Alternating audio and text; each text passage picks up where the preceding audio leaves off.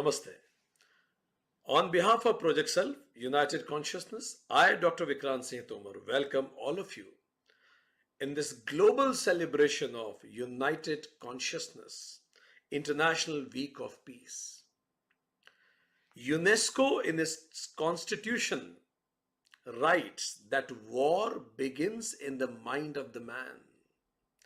And that's why even the constructs and defenses of peace also needs to be built in the mind of the man. Peace is our birthright. Three kinds of peace. My peace with myself, peace within me. Second, peace with the people around me. And third, peace on the planet, in the world in general. But due to limited identities, it appears that peace on the planet is under great threat. Limited identities of fundamentalism of religion, intolerant thoughts, wealth divide, caste divide, divide on the basis of region, fanatic nationalism, status, color of skin, racism, casteism, divide on the basis of species, human beings consider themselves owner of all the species. Divide on the basis of gender, sex orientation, habitat even. Human beings consider themselves owner of the whole planet and leads to global warming. When this divide, because of these divides, peace which should naturally flow has to be established by forces of peacekeeping. And that's why 25 years ago in United Nations General Assembly, we all as a planet adopted a resolution for culture of peace.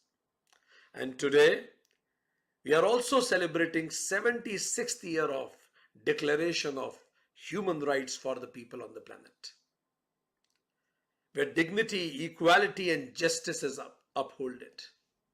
But it seems that we didn't improve our progress enough in that. We are seriously off track on Agenda 2030 we set for ourselves. 1 in 8 people globally is still suffering from mental disorder. Suicide is being the second leading cause of death among youth today. But still, global defense budget is twice of the global health budget. International disarmament expenditure is only 0.039% of the annual military expenditure in 2013. So United Nations alone can't do it. And that is why United Consciousness celebrates this United Nations International Day of Peace, which is a sincere attempt to raise the consciousness of the planet. Which could not be achieved by the stroke of pen or by the forces or by the resolutions can be achieved by the resolution of mankind, by rising consciousness of all. It is rising consciousness that before taking any action, I will ask 3 questions from myself. Question number 1, whether by this action will lead to uphold and sustain peace within me. Second, whether this action which I am taking will improve or sustain my peace with the people around. And third, whether the action I am taking will uphold or sustain the peace on the planet. Because peace is not only absence of conflict.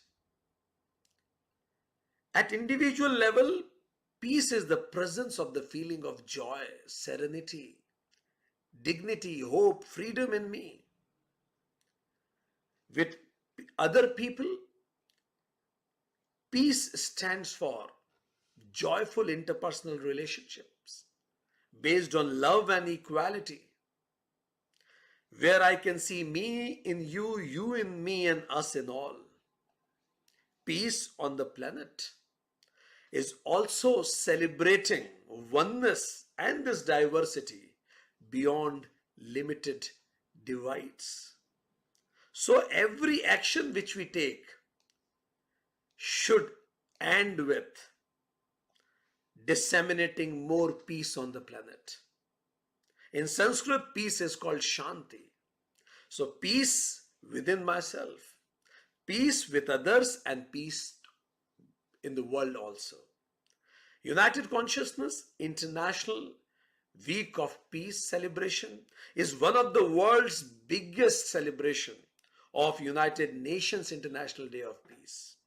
The celebration begins on 14th of September, and this celebration will continue till 22nd of September with a hope that even if this event is over, the celebration of peace and happiness will continue resonating in everybody's life on the planet. In this program, life coaches, spiritual masters, academicians, public representatives, public servants, scientists, artists, bureaucrats, and all statesmen of repute are coming from different parts of the world, from all 6 continents of the world, because we stand together for a peaceful world. Dear friends, let's join hand together in saying, before we do anything and after we do anything, invoking the higher within and saying, Om Shanti, may there be peace within me. Om Shanti, may there be peace around me. Om Shanti, may there be peace on the planet, in the world. On behalf of Project Self, European Yoga Federation, Yoga Australia, Yoga Vidya Spiritual Council in Africa, AYT, and other important sister organizations of United Consciousness, I welcome all of you to join the celebration for the joy of life. Namaste. We are delighted to introduce Mr. Mohit Kumar, a distinguished HR leader whose dynamic 20-year career has significantly shaped organizations across diverse and competitive industries. Known for his expertise in navigating complex transactions, he has been instrumental in building empowered and talented workforce in cross-cultural environments. As a seasoned strategist, he excels in defining organization structure and aligning human capital with business goals. His ability to enhance organizational capability, foster culture, and optimize performance has been a catalyst for driving revenue and profit growth. His role as a trusted advisor to senior management highlights his deep understanding of business needs and his commitment to delivering results.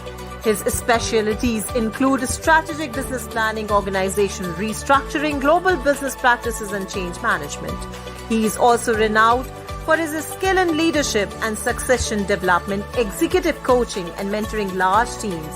He focuses on organizational effectiveness and employee relations, underscores his human-centered approach to leadership and management.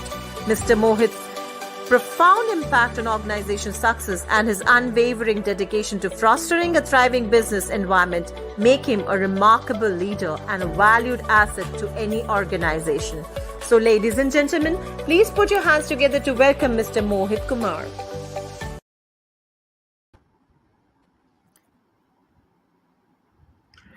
Most welcome, Mohit ji. I welcome you, and Mr. Prasad joins me in welcoming you.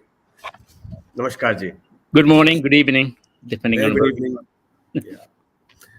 So I was listening to you. It was really mesmerizing. The Shanti for the self, for people around, and for the larger world. Mesmerizing. Most welcome, Mohit ji. We are all waiting to listen from you about transitioning from intellectual quotient to spiritual quotient for inner fulfillment. Next 13 minutes are all yours. Absolutely fine. Thank you so much. Looking forward. So inner fulfillment, yeah, that's the longing of every soul, right? And as Aurobindo says in his Life Divine, that is the aspiration and the destination for an individual mind is to merge with the collective mind. Right? So, what will give that inner fulfillment? Is it something which is limited by design, and that is where I mean our intellect, or it is something which is unlimited, infinite, omnipresent, that is our spirit? So, what will be uh, the right choice with respect to transitioning? Right?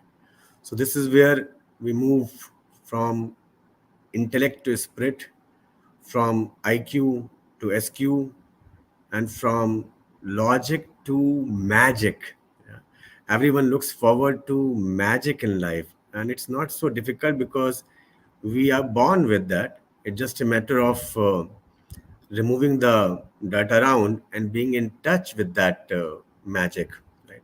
So I'll utilize the wisdom of our rishis in communicating that message, something that inspires me in transitioning from IQ to SQ, and that is what I attempt. As Dr. Vikrant was saying, that is good for self, peace for self, good for others around, peace for self around, and good for the entire planet and peace for the entire planet. I'll request the presentation to be put up. Looking forward to the next slide, please. So mindful action. This is again inspired by Dr. Tomar again. That is Yatra Yogeshwar Krishna, Yatra Partho Dhanodhara, Tatra Tatra Shuri Vijay Bhuti Dhava Nitri Matri Mama. So if we can see over here, Lord Vishnu is sitting amidst all the chaos, uh, amidst all and there's a serpent on his head, but on the other hand he is sorted. He is in his own centeredness. That's the conscious leadership, that's the centered leadership, that's the mindful attention that the leadership needs in the organization of today, which is more which is more than any time.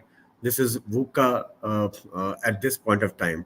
So centeredness is something that is needed to bring the abundant opulence, to bring the abundant victory, to bring the victory outside and the victory within. Yeah. So that's my inspiration of a conscious leader. Next slide, please. Detached, committed action. We think that we cause things to happen. The only thing which is in our hands is devoting all our actions to that Almighty and let Him decide the results of that action of the way He wants. Right? कर्मण्येव अधिकारस्ते मा फलेषु कदाचन मा कर्म फल हेतु भूर्मा ते संगोस्त कर्मणि. So this is the inspiration for me in terms of mindful action, irrespective of the consequences. The consequences, the results are a function of many factors. But what I control is the action which is devoted to the Lord. I'm in His service, and let him get things done from me the way He wants to get done. So that's the detached, committed action. The next one is my favorite.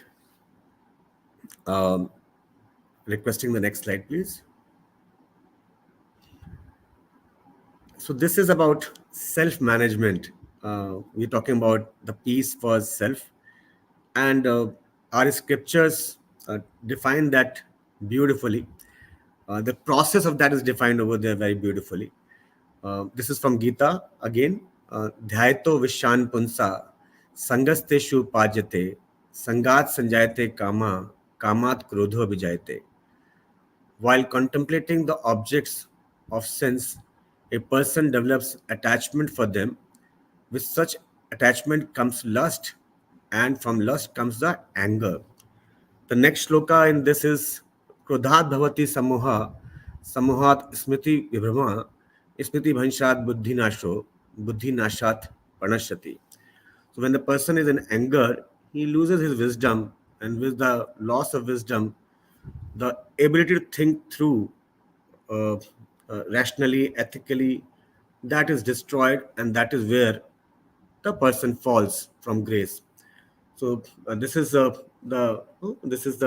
process that is explained in expecture. That is focus on the inner self. The moment we start focusing and paying attention more to the object world, that is where the process begins. So being driven from within is what is the call over here. Looking forward to the next one. This is what Dr. Tomar was talking about. That is, entire world is our home. Entire world needs that peace from within, peace for everybody around, peace for the entire planet, and it comes from that illusion that is I am different from others. It comes from that illusion that I'm not connected to others. The matter of the fact is that all of us are interconnected with all that is living or non-living. Yeah. We are the manifestation of same energy. That is what this shloka talks about. I am nijaha paroveti garna lagu chesam udacharita nam tu vasudhaiv kutumbakam.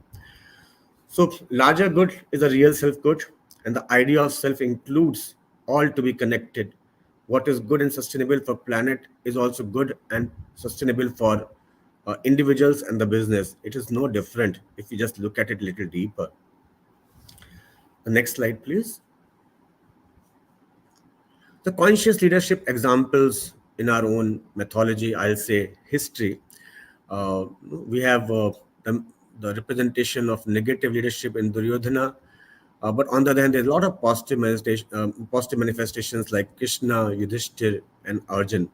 So when the leader is expressing his happiness and joy, he should be like Lord Indra. When he's punishing, he's like Yama, and when he's donating, he's like Kuber, and while fighting against the enemies, he's like fire.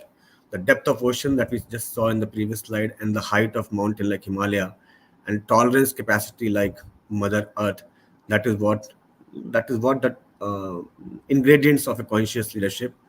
And in different degrees, our own leaders demonstrate that conscious leadership, but it is good and it can be better if we are in touch with ourselves, and if we are in touch with our consciousness. Dr. Thomas was talking about elevating our consciousness. That is what we as leaders can do to continuously keep working on elevating our consciousness. Next slide, please. So, importance of love and compassion in an organization. I remember seeing Mahabharat serial once I was child, right? So, and the Ras Leela was no, the song which was there behind that. Vasana pe sadhana ki jeet ke pratik ka. That is Ras Leela is the victory of tapasya, penance over the lust actually.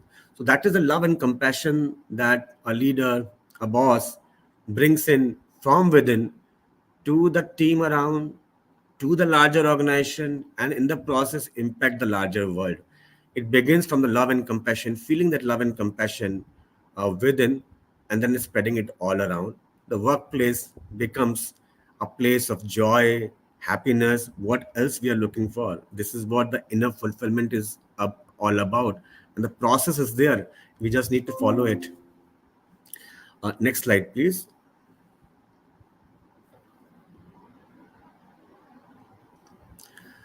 Yoga karmasu kaushlam. So work is worship. When our mind is united with that Almighty, we dedicate our work to the Almighty. The attention that comes to the work that we are doing is also His attention. We become the instruments for doing His work, and that is where yoga karmasu kaushlam, that is, yoga is skill in work. So that is something that we experience, whether it be a musician, whether it be a carpenter, whether it be a painter, or whether it be a corporate guy.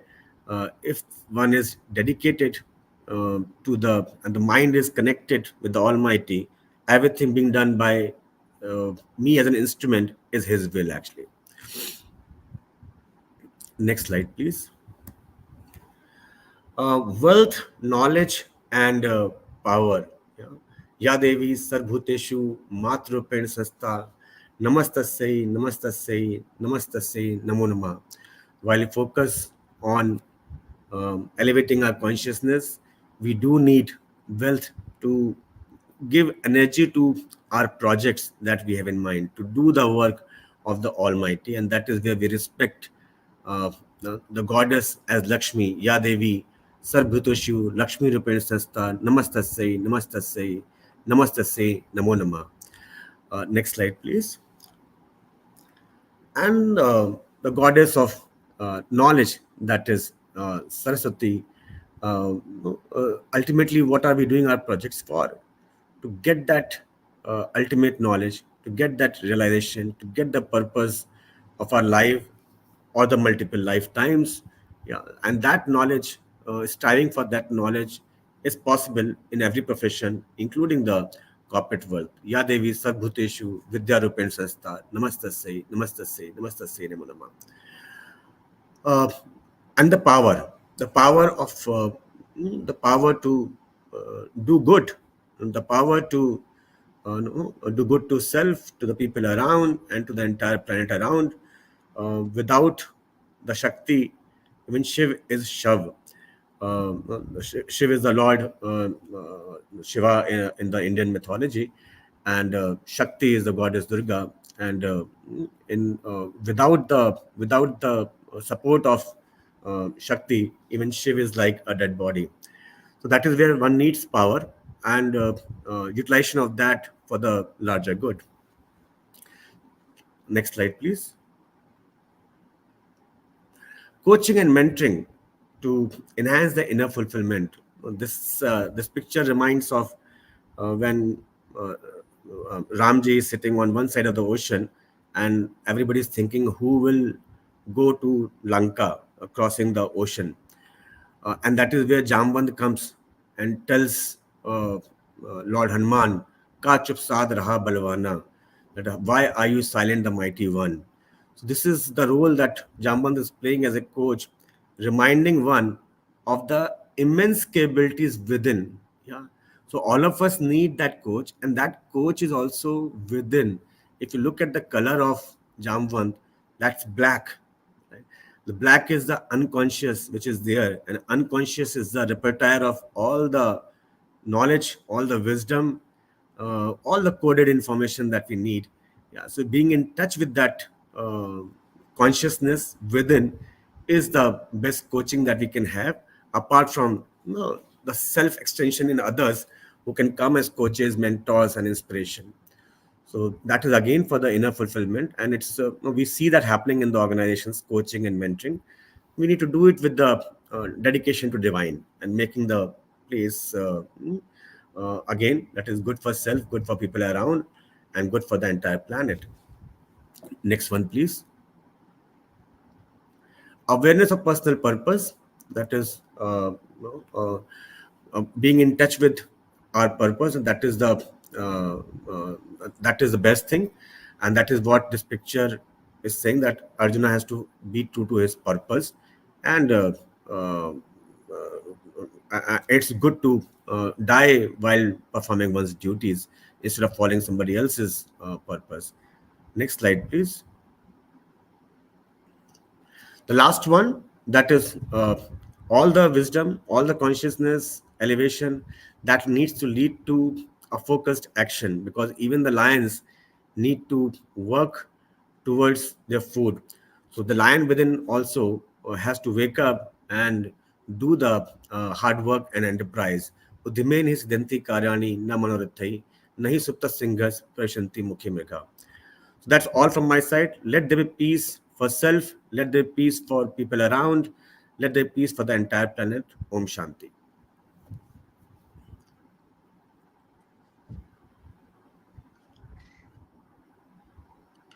Thank you. Over to you, Thank Dr. you. Kumar. Okay. Thank you very Thank you Prasad ji. so much, Mohit Kumar ji. Nice to meet you on in a forum like this.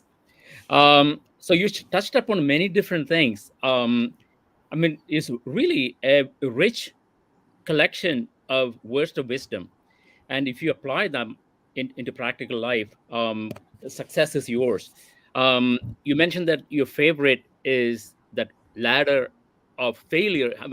I'm just creating the phrase. Anger creates disillusionment, and then it causes lack of discretion, and then the downfall begins there. I also very much like the way you describe Jambawan's symbolic meaning. Like the subconscious mind is a storehouse of wisdom and knowledge, and once it comes out, there's really no limit. Nothing can stop you. And then you really touched upon a practical aspect of it, which is you need wealth. Unfortunately, for practical purposes, you need to be able to get things done. Knowledge and power are extremely important. And the last point that you made, there's no substitute for hard work. I absolutely loved it. And I hope people who are listening to this can definitely benefit from this kind of wisdom. Thank you so much. Thank you, Mr. Thank you, Prasad. Mohit ji. Thank you for having me here. I'm feeling blessed. All the best.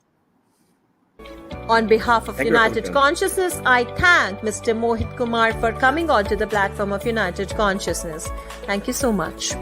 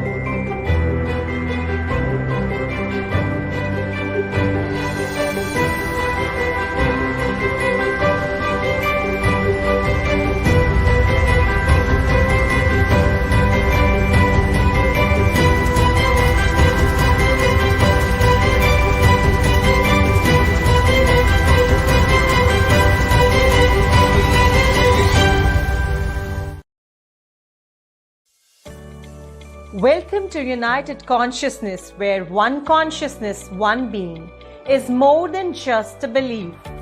It's a movement, a global initiative that unites us all in the pursuit of peace, spiritual wisdom, and universal happiness. It's a global mission that's touching life across continents. If you have ever felt the need for connection, spiritual guidance, or just a sense of belonging, you are in the right place. Welcome to United Consciousness. United Consciousness is not just an organization. It's a living, breathing community dedicated to enhance the holistic well-being of over 3 lakh individuals worldwide. Our mission is simple yet profound. One consciousness, one being. We believe that by connecting with our higher selves and each other, we can live lives filled with purpose, meaning, and fulfillment. Together, we are building a global community that shares this vision, helping each other unlock our full potential. Our logo says it all. The lotus symbolizes enlightenment, peace, and infinite universal consciousness. The petals represent all beings in the universe, interconnected and overlapping, signifying our togetherness. And that white essence in the center, it's the one source from which all beings originated. Every detail carries meaning, right down to the 14 petals, which reminds us to transcend our limited identities. And speaking of transcendenting identities, our vision aligns perfectly with the global movement of Vasudhaiva Kutumbakam. The world is one family. With the presence in over 100 countries, our reach is global. We are not just spreading a message, we are creating a cohesive network of individuals and organizations working together to eliminate limited identities and promote peace and happiness across the planet. But what does joining United Consciousness means to you? It means gaining access to tools and resources that will help you build mental resilience, overcome stress, depression, and anxiety, and elevate your spiritual journey. And that's just the beginning. Our live question and answer sessions with the world-renowned speakers provide you with the opportunity to get all your life questions answered, whether you are seeking spiritual upliftment, emotional intelligence, or simply a community that stands and supports you. United Consciousness is here to help you thrive in this complex world. So why wait? Join us on this transformative journey. Let's create a world where peace and happiness are not just a distant ideals, but a tangible reality we can all experience here and now. United consciousness, one being, together we can make the difference. I'm honored to welcome and introduce Swami Mitrananda, a dynamic, inspiring disciple of Gurudev, His Highness Swami Chinmayananda. He's a beacon of wisdom and energy. As the director of All India Chinmaya Yuva Kendra, publisher of Chinmaya Udghosh, an international youth magazine, he has spearheaded innovative national initiatives like the Youth Empowerment Program and has trained more than 300 youth to serve India. His other initiatives include Awakening Indians to India, empowering youth to unlock their full potential. His unique approach blends outdoor experiential learning, adventure, and creativity to impart Vedantic wisdom, making him a captivating speaker and beloved mentor. A sought-after spiritual teacher, he regularly lectures on Upanishads, Bhagavad Gita, and traditional texts to audience worldwide. Swami Mitrananda's leadership also extends to the corporate world through the Chinmaya Institute of Management, where he blends spirituality with management insights. His dynamic personality and commitment to inspire positive changes make him a revered figure.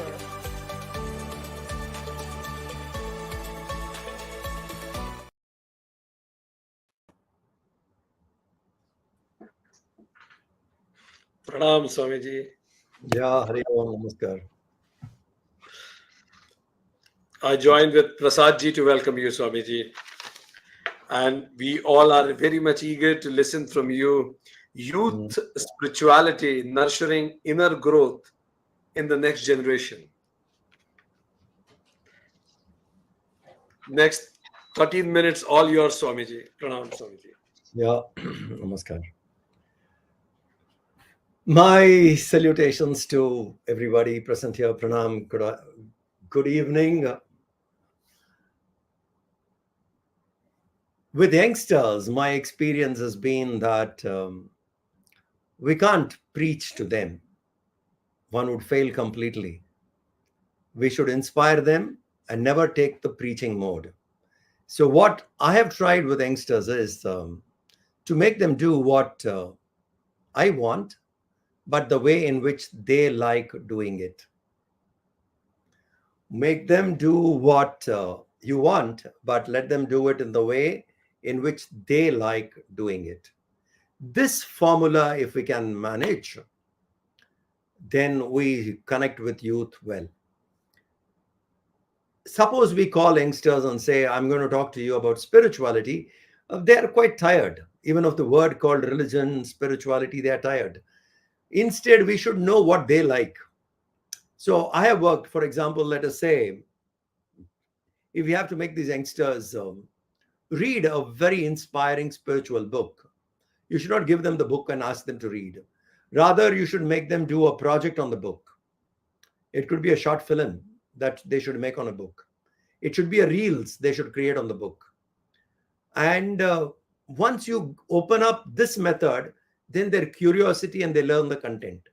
So our teaching style should be the way in which they like learning it. So I have done a couple of deep spiritual texts like Kathopanishad, but I made the youngsters do it like theater. We taught them. We said, this is Kathopanishad. It's a dialogue between Lord Yama and Nachiketa, a young seeker. And this is what the book about. In a gist, I told them. I said, now you do research on it, understand, and come up with a theater where we present people all about death. And death is a relevant topic. Youth understand that everyone born has to die sometime or other. So they get that point very clearly. And then when they do research and come up innovatively how to present Kathopanishad through theater, it worked. So we need to adopt methods which they like. If we tell them simple things like, let's go to Ganga, river Ganga is absolutely inspiring. It's a great place to be there. And they're not interested. But suppose you say, we'll go to Ganga. The route of Ganga from Ganga Sagar to Gomukh or to Gangotri on by road, on a motorcycle or a car trip, they show interest. Now, if they come from Ganga Sagar to Gangotri, the entire route, all the pilgrim centers on the banks of Ganga, you cover. And at every place, you tell them what it means. Now they are learning. The method of teaching should suit them. If we adopt a method of preaching, that I take a class and you listen, youngsters are not interested. So for them to understand, we need this approach. And youngsters, if we look at them, they are very energetic. To define youth, in fact, if you see what Taittiriya Upanishad says, it says, let the youth be virtuous, meditative, blessed, and strong. Let the youngsters be virtuous, contemplative, strong, and let them bless themselves. This is how Upanishad is declaring our youth should be. One should be well informed. Sadhu yuva. How a youth should be sadhu, he should be good. And that person should be knowledgeable, very well informed. So we need to inspire youngsters to know all about the world. My guru used to tell, be a guardian angel around the parliament. Means learn to understand what is happening around the world. Youngsters, that is one particular thing. So we should keep youngsters well informed about various things of the world. And we should teach them to be strong. That's where the youngsters like.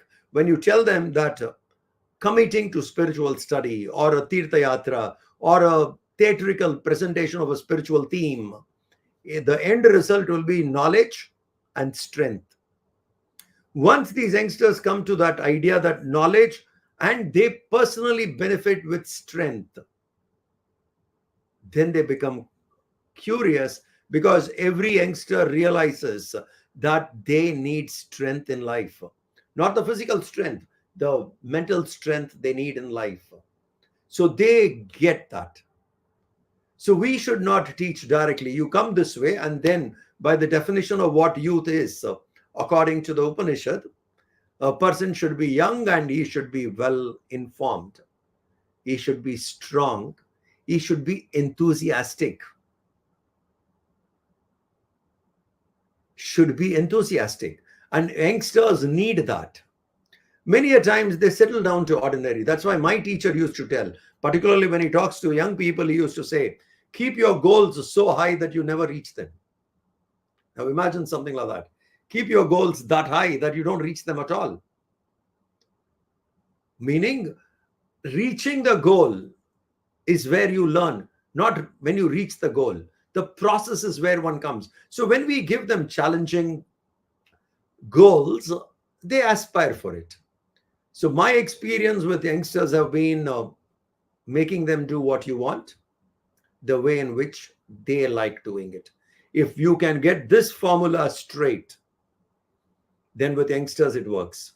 You can teach them through play, you can teach them through making movies, you can teach them through pilgrims, you can teach them through car rallies, through motorcycle, any adventure sport. You can teach spirituality to them. And that way, the youngsters can pick it up, and we can create strong youngsters. The Upanishad says a youngster should have Atma Bala. He must have that strength. Today, how strong are our youngsters? Physically, probably they are strong. They can go, because the technology and the gym and various things which has come can make them very, very, very strong physically. But mentally, how strong are they? Bala, Buddhi, how strong are they there?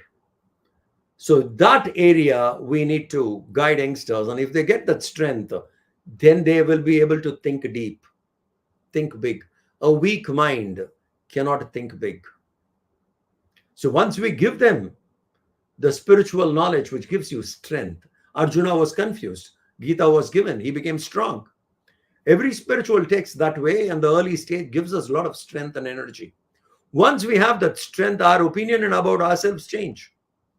Now we can aspire for higher things, bigger things, nobler things. It's here that Gurudev said, keep your goal so high that you don't reach it. You aspire and you work for it. In the process of working, you keep expanding. So the difficult goals we can give them the moment they gain strength. So our approach should be not preaching, inspire them various. In fact, Krishna says that Joshayet Sarva Karmani, go the way in which they like going. But slowly you can inspire them. If we bring in various rules, do's, don'ts, straight, youngsters don't work. So whether it is a trip to Ganga or if it is a trip to Chardham Yatra, you go and call an youngster, let's go to Chardham Yatra. Why Chardham Yatra? No, I'm not interested. Suppose you say, let's do it as a motorcycle expedition to the 4 Dhams in the Himalayas. Now you see youngsters coming. Let's make it a road trip or a hike to these places. Then they come. So we need to adopt their style. And the content, what we teach is ours.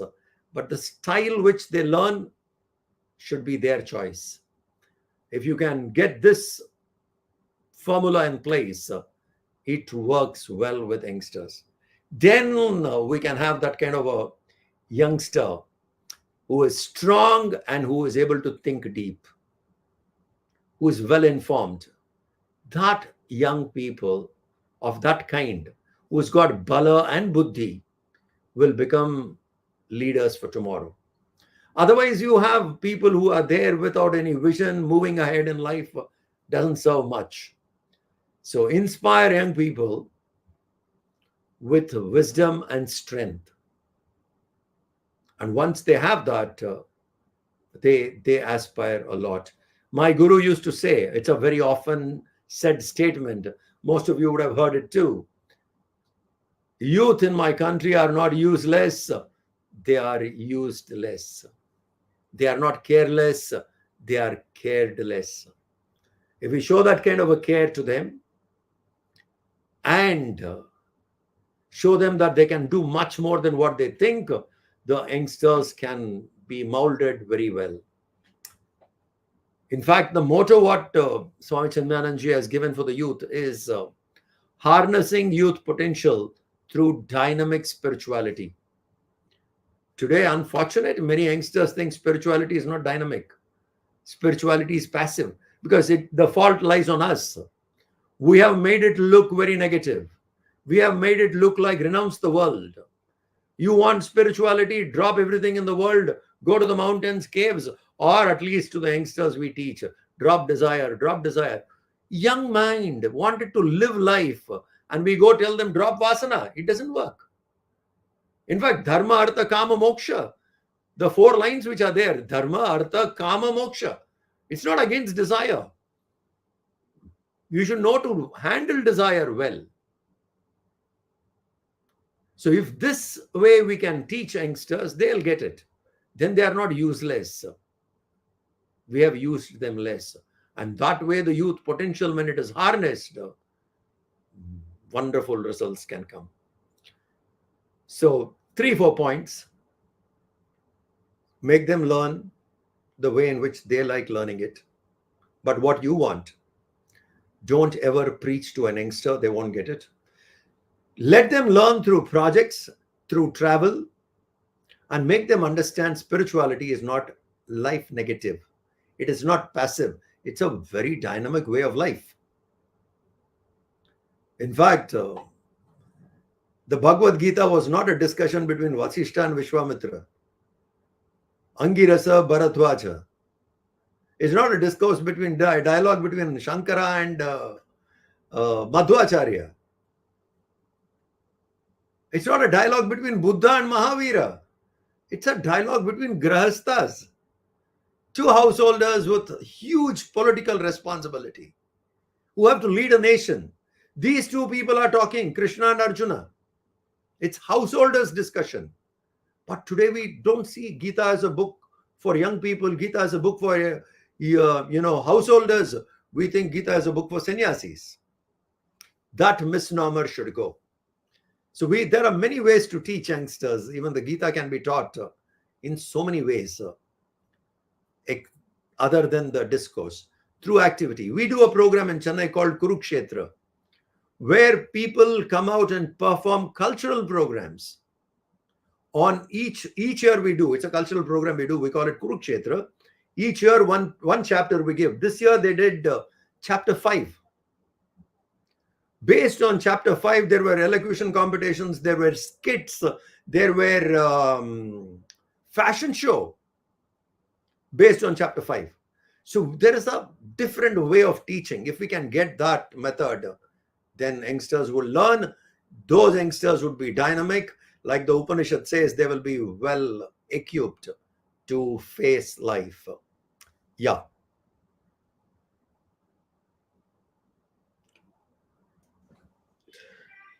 Thank you very much, Swamiji. I think whatever you shared is very experiential. Prasadji, over to you. Oh, absolutely. I mean, it struck several chords in me. I'm a parent, I'm a teacher by profession. So everything you said rings true for me personally. And I hope for everyone who's watching this. Pujya Swamiji, thank you so much for blessing this event with your presence.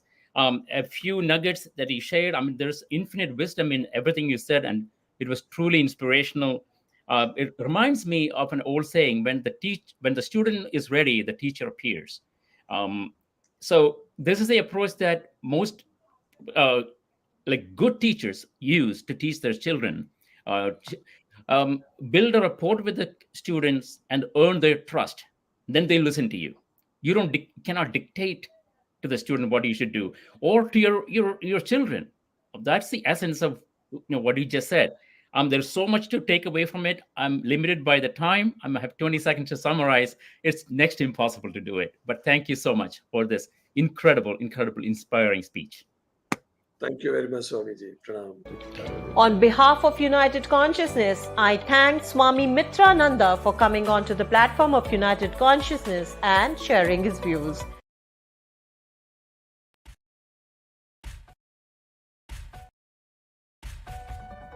I feel truly privileged to introduce Shri Gaurang Das Ji Prabhu.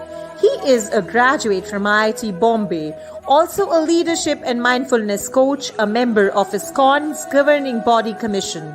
He is actively involved in enhancing leadership effectiveness and governance of temples and communities globally. Gaurang Das Ji is the director of ISKCON's Govardhan Eco Village. He is advisor for sustainable development of the Ekta Dham project by the Honorable CM of Madhya Pradesh, Shri Shivraj Singh Chauhan. He was on the board of founders of Rishihood University is India's first and only impact university. He is on the board of high-profile advisory committee of the Central Sanskrit University, the largest multi-campus global Sanskrit university having 12 campuses across India. He is the administrative director of Bhakti Vedanta Research Center at the Inspirational Speaker and author of 3 books, The Art of Resilience, The Art of Focus, and The Art of Habit. methods. He is a visiting faculty at IIM Nagpur for PGDM students and takes credit courses of life management skills. He received honorary doctorate from the Kaziranga University of Assam for all his valuable contributions. So, ladies and gentlemen, please put your hands together to welcome Shri Gorang Das Ji Prabhu. Most welcome, Gorang Das ji. So happy to see you. Thank you for joining us. I think you are in US right time. Yes. Thank you so much. Thank you, Vikrantji, and thank you, Mr. Prasad, for And welcoming me. all nice our to meet ears to you, and we are eager to listen you on spiritual conflict resolution, finding peace through compassionate communication. All our ears to you for the next 14 minutes. Thank you. Thank you so much. Om Agyanati Mirandasya Jnananjana Shalakaya Chakshurunmilatam Yena Tasmai Shri Gurave Namaha. So the Bhagavad Gita is spoken on the battlefield of Kurukshetra, and battlefield symbolizes conflict. Arjuna is a warrior, Krishna is his chariot driver, and when Arjuna comes on the battlefield, he has a track record of winning every battle in life. Arjuna has successfully conquered over all kinds of opponents. He has control over all kinds of weapons. But when he comes on the battlefield of Kurukshetra, Arjuna experiences something very unique. For the first time, Arjuna experiences doubt. Arjuna experiences conflict in his thinking, confusion in his decision making, in his choices. Arjuna's one name is Gudakesh.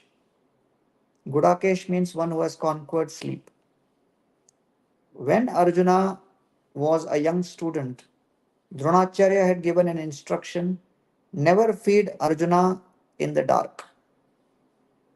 But one day, Dronacharya was not there, and Arjuna was eating in the evening. There was a kind of a lamp nearby, and suddenly the wind blew and the lamp blew out, and Arjuna continued eating. And Arjuna started thinking, I am able to eat in the dark. If I am able to eat in the dark and my hand is able to find its way and mark to the mouth in the dark, why can't I practice in the dark? And that day Arjuna decided, I will start practicing even at night. So Arjuna thus started practicing day and night. And therefore, Arjuna is known as Gudakesha. That means one who has so much of diligence, determination, dedication, that one cannot imagine in today's context what kind of dedicated energy Arjuna was carrying. Arjuna had such focus that Arjuna could look at the reflection of the fish in the water and still pierce the eye. So Arjuna had determination, Arjuna had focus, Arjuna had dedication, and Arjuna had the best track record of winning all battles. But when he comes in the battlefield of Kurukshetra, Arjuna is telling Krishna, Senayor Ubayor Madhye Ratham Sthapayame Achyuta Yavadeta Niriksheham Yodhu Kaman Avasthitan. Senayor Ubayor Madhye, my dear Krishna, bring my chariot between the two armies. Ratham Sthapaya, place my rath. Achyuta, oh dear Achyuta. I want to see Yavadeta Niriksheham, I want to see with my eyes. Yodhu Kaman, who have come to fight and come in a conflict. So this is the beginning of understanding conflict. We are always extremely observant. We are extremely careful and constantly scouting outside to see who is in conflict with me. And if I see somebody in conflict with me, immediately my defense systems and mechanisms come out and we want to stop and defend. So the Mahabharata says, Ahar Nidra Bhaya Maitunam cha Samana etat Pashubhir Naranam. धर्मो हि तेषाम् अधिको विशेषो धर्मेण हीन पशुभिः समानः. There are four characteristics common to all human beings and animals: ahar, eating; nidra, sleeping; maithun, which is mating; and bhay, which is fearing or defending. Out of these four, ahar, eating, can be done for limited time in a day. Maithun can be done for a limited time. Nidra can be done for a limited time. But the only one principle out of the four which accompanies us 24 by 7 is bhaya, or fear, anxiety, stress, various kinds of insecurities about the future. And all of these arise out of the feeling that I am under attack. I am in conflict with my surroundings. I'm in conflict with outside. And that conflict is going to take away and snatch away my body. It is going to take away my husband or wife. That conflict is going to take away my children and their security. That conflict is going to take away my property, my house. That conflict is going to take away my vehicle. That conflict is going to take away my wealth. That conflict is going to take away my position, social acceptance, and people will rubbish me, disrespect me, and I will lose status. And that conflict will take away my career and influence, and someone else will become more influential than me. So, all of these are potential conflicts we are always afraid of. Atmajaya sutagara pashudravina bandushu rajye cha vitale nityam virudham mamatam jaho. So, these are the conflicts we are preparing ourselves for. Battles to fight against and conquer over and establish our identity as that of a stability with respect to body, to keep the body healthy, to husband and wife protected and secure, to keep the children educated, nourished, to keep the house secure and pay the property taxes, to maintain the vehicle, to increase our income, to invest right, to maintain relationships with people in society so that we are respected and accepted, and to make sure that we make the right choices so that our career trajectory grows. So each one of us in life is constantly fighting these 8 conflicts. And as we are fighting these 8 conflicts, sometimes we win, sometimes we lose, but this battle absorbs us constantly. Now, the interesting thing about Bhagavad Gita is Arjuna had practically all these 8 under his control. Yes, of course. Now and then he also had to go through difficulty like having lost his palace, his home, and being in Vanvas, losing reputation when they could not defend Draupadi. So nobody is immune to being defeated in these conflicts. But now, when Arjuna is facing Krishna, and Krishna is telling Arjuna that you want to see who's in front of you in this battle, see Bhishma, see Drona. So far Arjuna's identity was, I am a Kshatriya. My nature is that of a Kshatriya. My occupation is that of a Kshatriya. So Arjuna's Swabhava was that of a fighter. Arjuna's Swadharma was that of a fighter.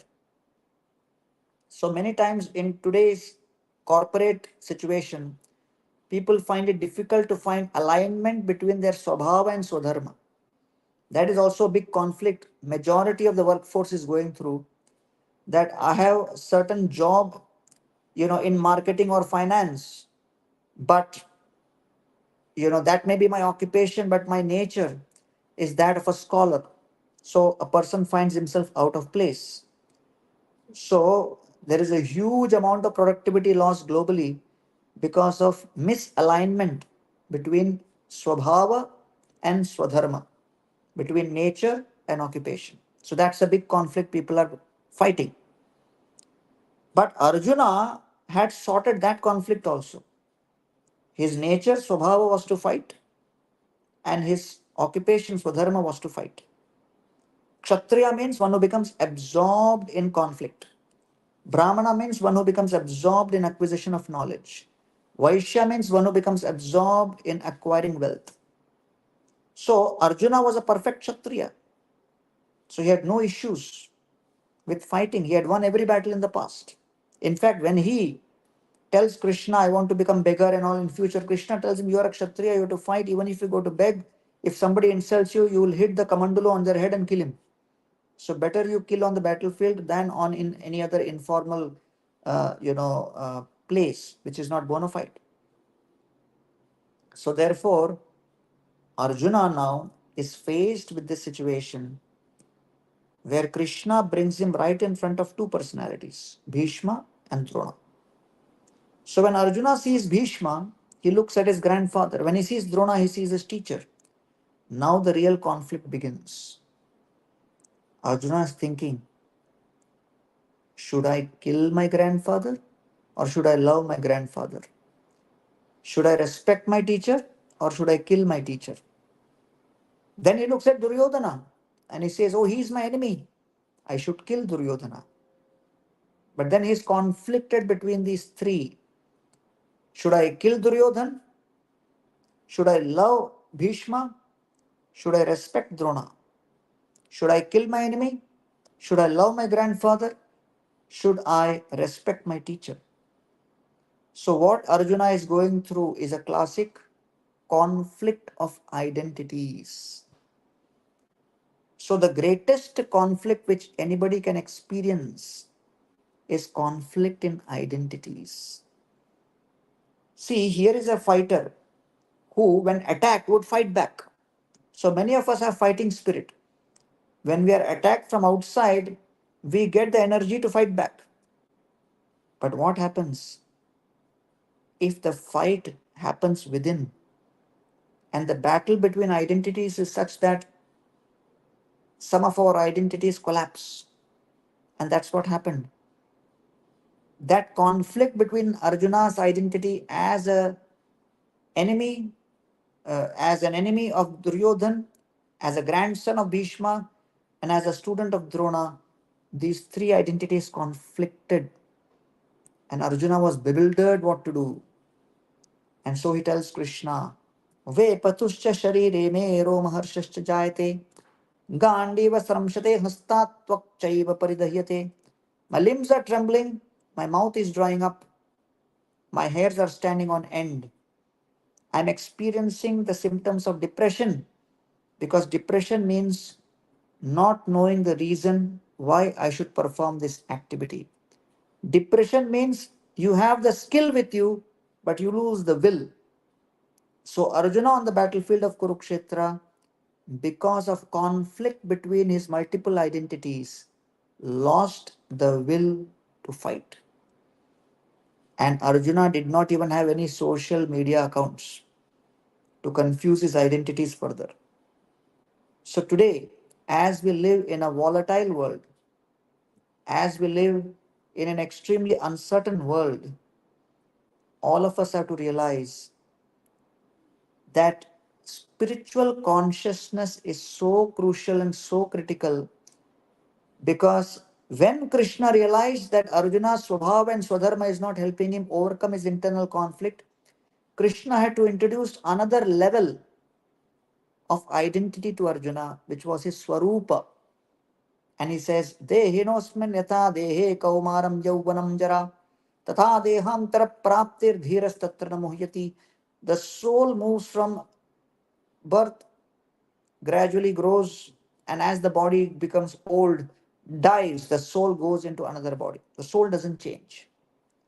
And so the chapter 2, Krishna begins 11th verse to 30th verse. Krishna speaks about the nature of the soul in great detail. And when we realize that I am not this body, I am the soul, we are being revealed another level of consciousness, Swarupa.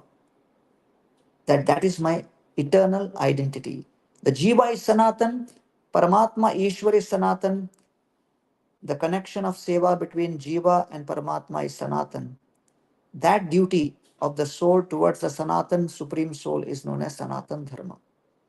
And therefore, I congratulate the United Consciousness for organizing this spiritual convention where we are able to help people go beyond their multiple conflicts in their identities and situate themselves by taking shelter of early morning prayer every single day, where the Sanatan Jiva connects with the Sanatan Ishwar through Sanatan Seva, and that Sanatan Dharma will be the anchoring feature for each one of us to overcome all kinds of conflicts experienced at the level of Swabhava and Swadharma by realizing our true Swarupa, Jivere Swarupoir Krishnera Nitya Das.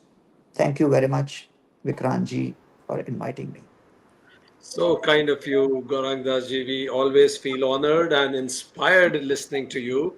You rightly invoked the qualities of Arjuna as we have, but in spite of all those skills, people may lose will. As you rightly mentioned, every superhero has a low, and during that low, the superhero needs a mentor, a guide like Krishna who can make him realize his swadharma, as you rightly concluded that Jiva, Ishvara, and Seva, these three all are Sanatan. The connect between Jiva and Ishvara is Sanatan, and following on this path, walking on this path is Sanatan Dharma. So beautifully, you did absolute justice with the topic. So much happy and inspired. Gaurang Das ji, thank you for blessing us with your presence. Thank you, Vikranji. Thank you. Thank you. On behalf of United Consciousness, I thank Prabhuji Gaurang Das Ji for coming onto the platform of United Consciousness and sharing his views.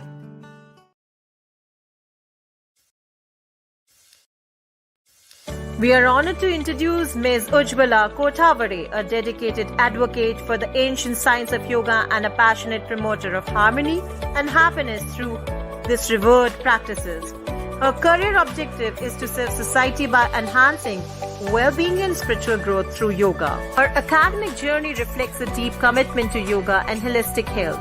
She is currently pursuing a PhD from MMYBV building on a solid educational foundation that includes an MSc and BSc from S. Vyasa Bangalore and several specialized certification in yoga and related disciplines. Her academic pursuits are complemented by practical experience and extensive training in diverse yoga methodologies.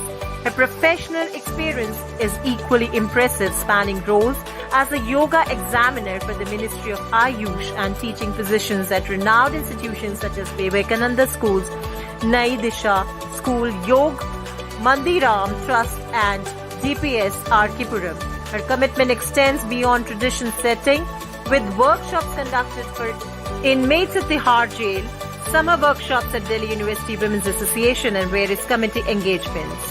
Her dedication to yoga is further evident by her special interest course including training in Reiki, Patanjali Yogapeeth Teachers Training under Swami Ramadev Ji, and Art of Living Foundation training under Shri Shri Ravi Shankar Ji. Her interest in traveling and reading alongside her goal of self-discovery reflects her holistic approach to personal and professional growth.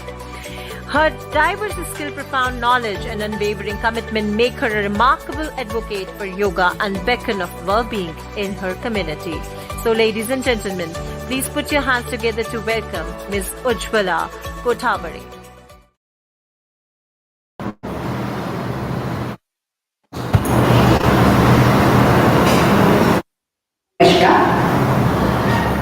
Yes. Welcome, Ujjwala ji. Next 30 minutes are yours. I join Prasad ji to welcome you. Oh, thank you, sir, giving me this opportunity. We will begin to find the divinity within us with the sweet and short name of the divine, that is Omkara chanting. Gently close our eyes Take a long deep breath in with a beautiful smile on your face. And slowly and gently breathe out with the forgiveness. Inhale love and exhale forgiveness. Now inhale for the Omkara. Om.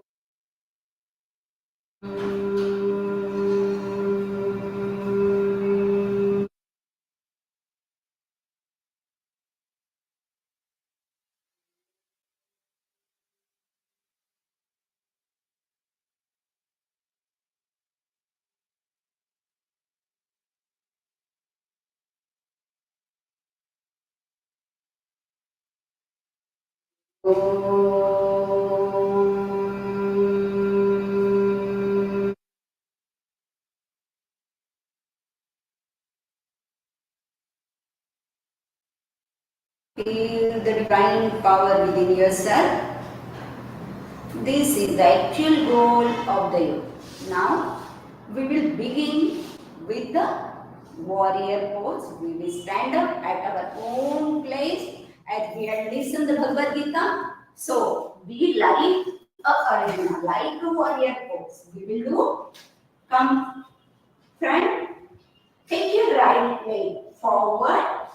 Bend it 90 degrees. And both the hands sideways.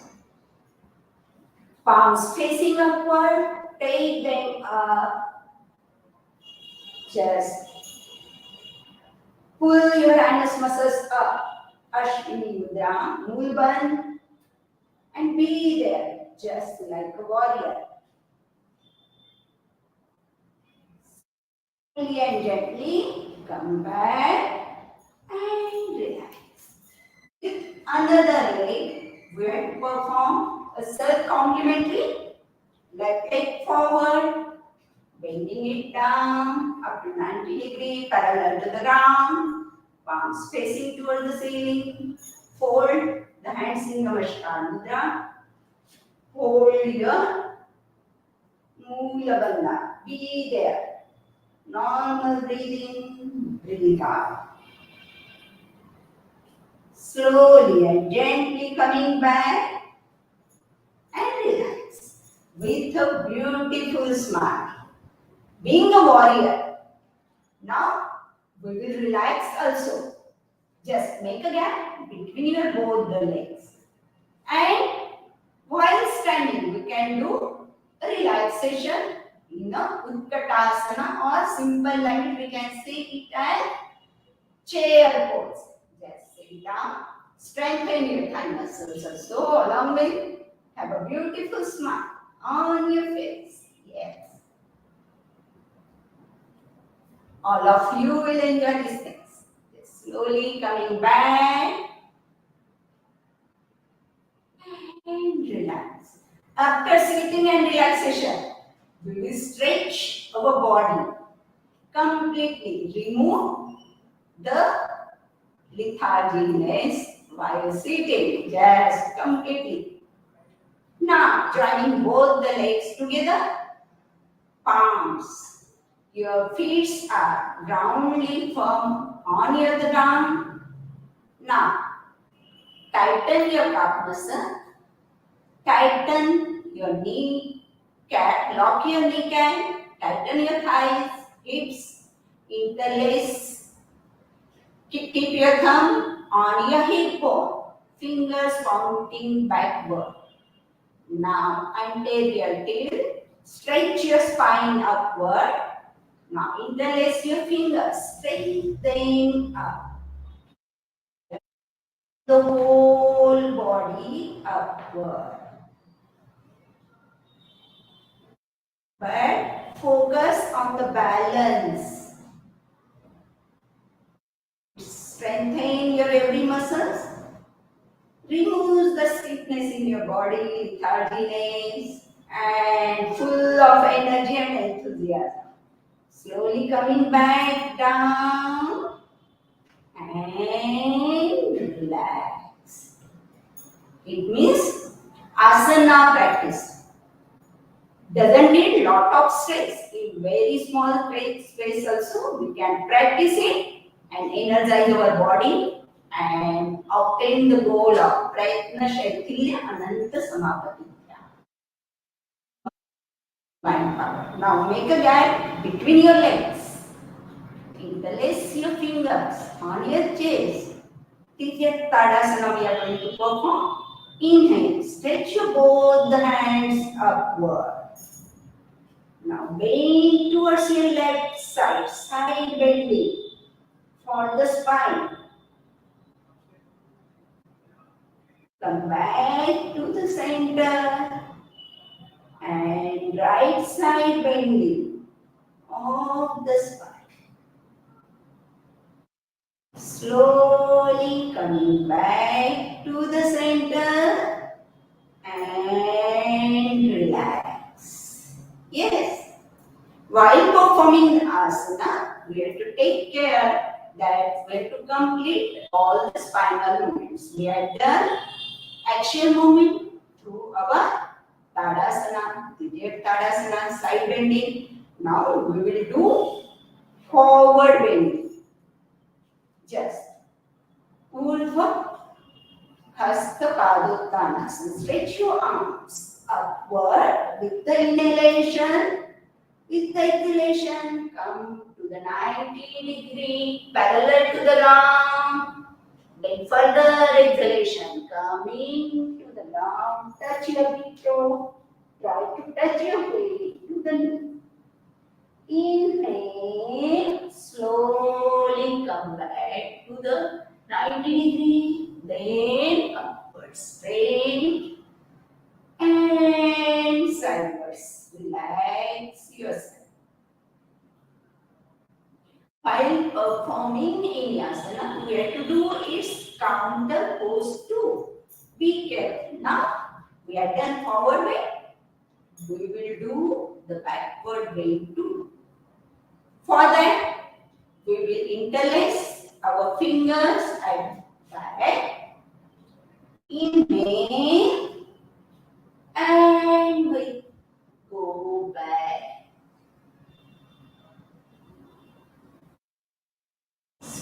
Hold this. Stiram Sukham Asanam. Steadily come back.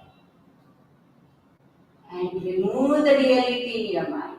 And come on and relax. Have a smile. Yes. Now, we have done these poses. We must do some simple movement exercises for our all body parts. Now, we will sit down and just join both the big toes inside and remove. Fast movement to our palms to energize our limbs, to make them active. Yes, fast movement. Then flapping movement. Yes, he is coming towards our body, coming back. Now, tapping of the toes.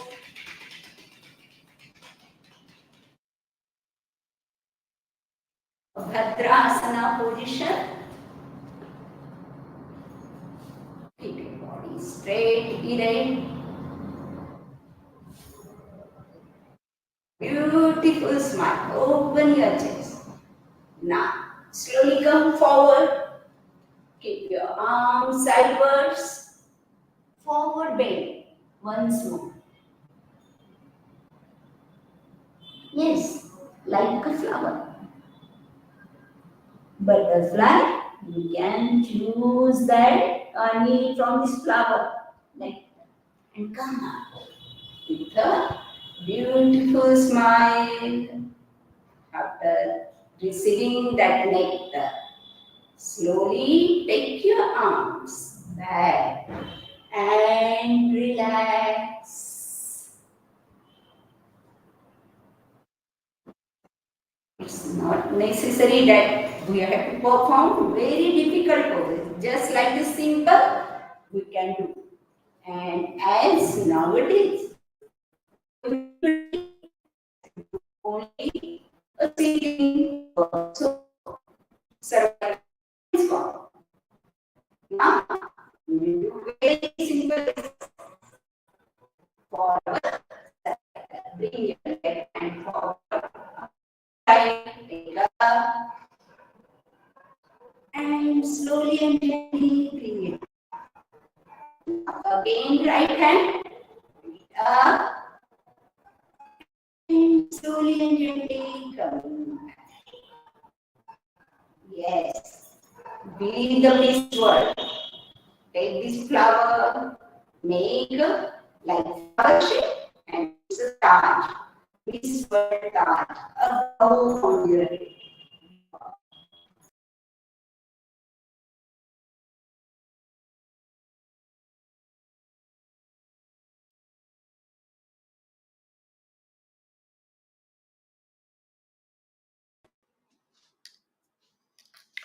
Ujjwala ji, I think your connection, you have lost the connection. We can't see you. Okay, nevertheless, Ujjwala ji, I think the connection is poor at your end. Shanti, Shanti.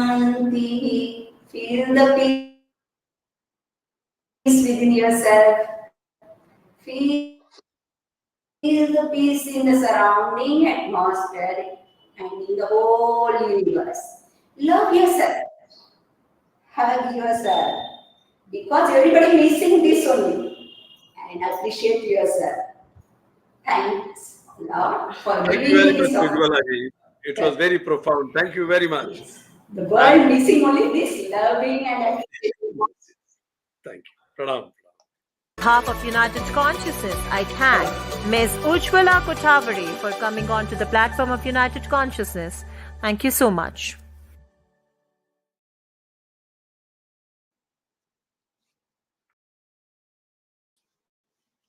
Most welcome, Vivek ji.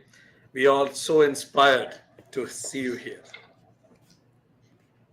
Good morning and namaste, everyone. My name is Aditya Mahadevan, and I'm one of the coordinators of United Consciousness Global Youth. I'm based in New York City today, and I've been affiliated with United Consciousness for over a year now. And today we're about to have an exciting and insightful discussion on the topic stressful to peaceful. We have a lot of amazing, accomplished young speakers and panelists from many countries around the world to dive into this topic of how we can reduce stress and cultivate peace in our lives. So our 65 minutes together will be broken up into 3 sections. The first 15 minutes will be a discourse by Acharya Vivek Gupta from Niagara Falls in Canada, who will speak about the mission, activities, impact of United Consciousness, especially the youth programming. The second 20 minutes will be a dynamics where 4 young speakers will facilitate an interactive presentation on the topic of stress management. And the final 25 minutes will be a panel discussion where we'll have leading scientific thinkers and spiritual practitioners who will share best practices on stress management. So let me now take a moment to introduce our first speaker. Vivek ji was born and raised in Niagara Falls in Canada. He's lived and trained as a residential monk under Swami Tejo Mayananda of Chinmaya Mission in Mumbai. He's also a trained Hindu chaplain and conducts daily, weekly courses, conducts international retreats, and works to make philosophy relevant and reachable to people across cultures. And Vivek ji is also a board member of United Consciousness. So please join me in welcoming Vivek ji. Hari Om and greetings from Toronto. Happy to see you, Vikranchi. Happy to see you, Aditya. I'm going to begin with a story. Once, a king woke up with great eye pain. And so the royal physician came and checked his eye and prescribed this exercise, this medicine. And the next day, the pain only increased. So then word was sent out to all physicians, all healthcare providers, to share solutions to relieve the pain of their king. And many came and said, you shouldn't eat this, you should watch this, and so on. the pain only increased. So word was sent across the kingdom for anyone who has any idea on how to help their leader. One simple villager from a far part of the kingdom shared with the king's ministers, the problem with our king is that he sees too many colors. And if he just saw the color green, then his pain would go away. And this sounded wild, but they're ready to try anything. So they painted the walls green, they used cloth over the tables and the chairs. The next day, the king's pain went away. And he was so happy, so relieved, he wanted to offer his thanks to whoever provided the solution. So they sent for this villager from a far part of the kingdom. And as this villager is coming into the assembly area of the king, the guards stop him and they throw green paint at him. And this villager is annoyed by this and says, "What are you doing?" And those bodyguards had shared, "You're the one who shared that our king sees too many colors, so we're coloring you green." And that villager said, "I see the paint, I see the cloth, but all you needed to do was give the king green glasses. Then everything he would see would be green." I shared this story with you, and now I'm trying to connect this to stress. Imagine these green glasses are stress. If I'm wearing these, then everything I experience feels stressful. My master, Pujaswami Tejramayananda, has shared, people try to live by the philosophy of eat, drink, and be merry, but you have to be merry before you can eat and enjoy, drink and enjoy. And so I offer my appreciation to all of you who are joining through StreamYard, those who are joining through Facebook and YouTube. United Consciousness is a great organization working hard and smart to invoke and evoke consciousness for all, especially this week, which is the International Week of Peace. When you listen to the news, there seems like there's such a missing of peace around the world, outside and inside. This portion of the International Week of Peace has been organized, is being facilitated by our United Consciousness Global Youth Team. As a board member, my responsibility is to work with those who are young and to develop consciousness programs for those who are young. You'll get to meet all of our team. They're going to be sharing with everyone as all of us try to bring us from stressful to peaceful. Let us start with stress. I am asking all of you what stress is. Everyone who's joining through StreamYard, Facebook, YouTube, how would you answer the question, what is stress? Typically, the response that is shared with me, I facilitate many stress management workshops in corporations, and people will share with me, stress is when you're tired, when you're frustrated, when you're confused. That is not what stress is. Those are symptoms of stress at the physical level, tiredness. At the mental level, frustration. At the intellectual level, confusion. The symptom, the source, those are not the same. We have to be more authentic and deep in our understanding of stress. What is stress? Stress is a thought. Stress is just a thought. If you have a fear thought right now, you feel afraid. If you don't have that fear thought, you don't feel afraid. Extending this more, making this even more universal, today every one of us will go to sleep. When we are asleep, we have no thoughts. When we are asleep, there is no stress. That's why we're sleeping. Stress is just a thought. So we've zoomed into the what, but now we're going to zoom into the why. Why do I have this stress thought? Why am I full of stress? Checking in with all of you again, everyone who's joining from any platform, what are the 3 dominant triggers of the stress thought? What stresses you out the most? Think. In my reflections, from my scriptural study, from my experiential study, the 3 dominant triggers from 3 to 1, number 3 is time. When we are running out of time, this stress thought starts to grow in quantity and quality.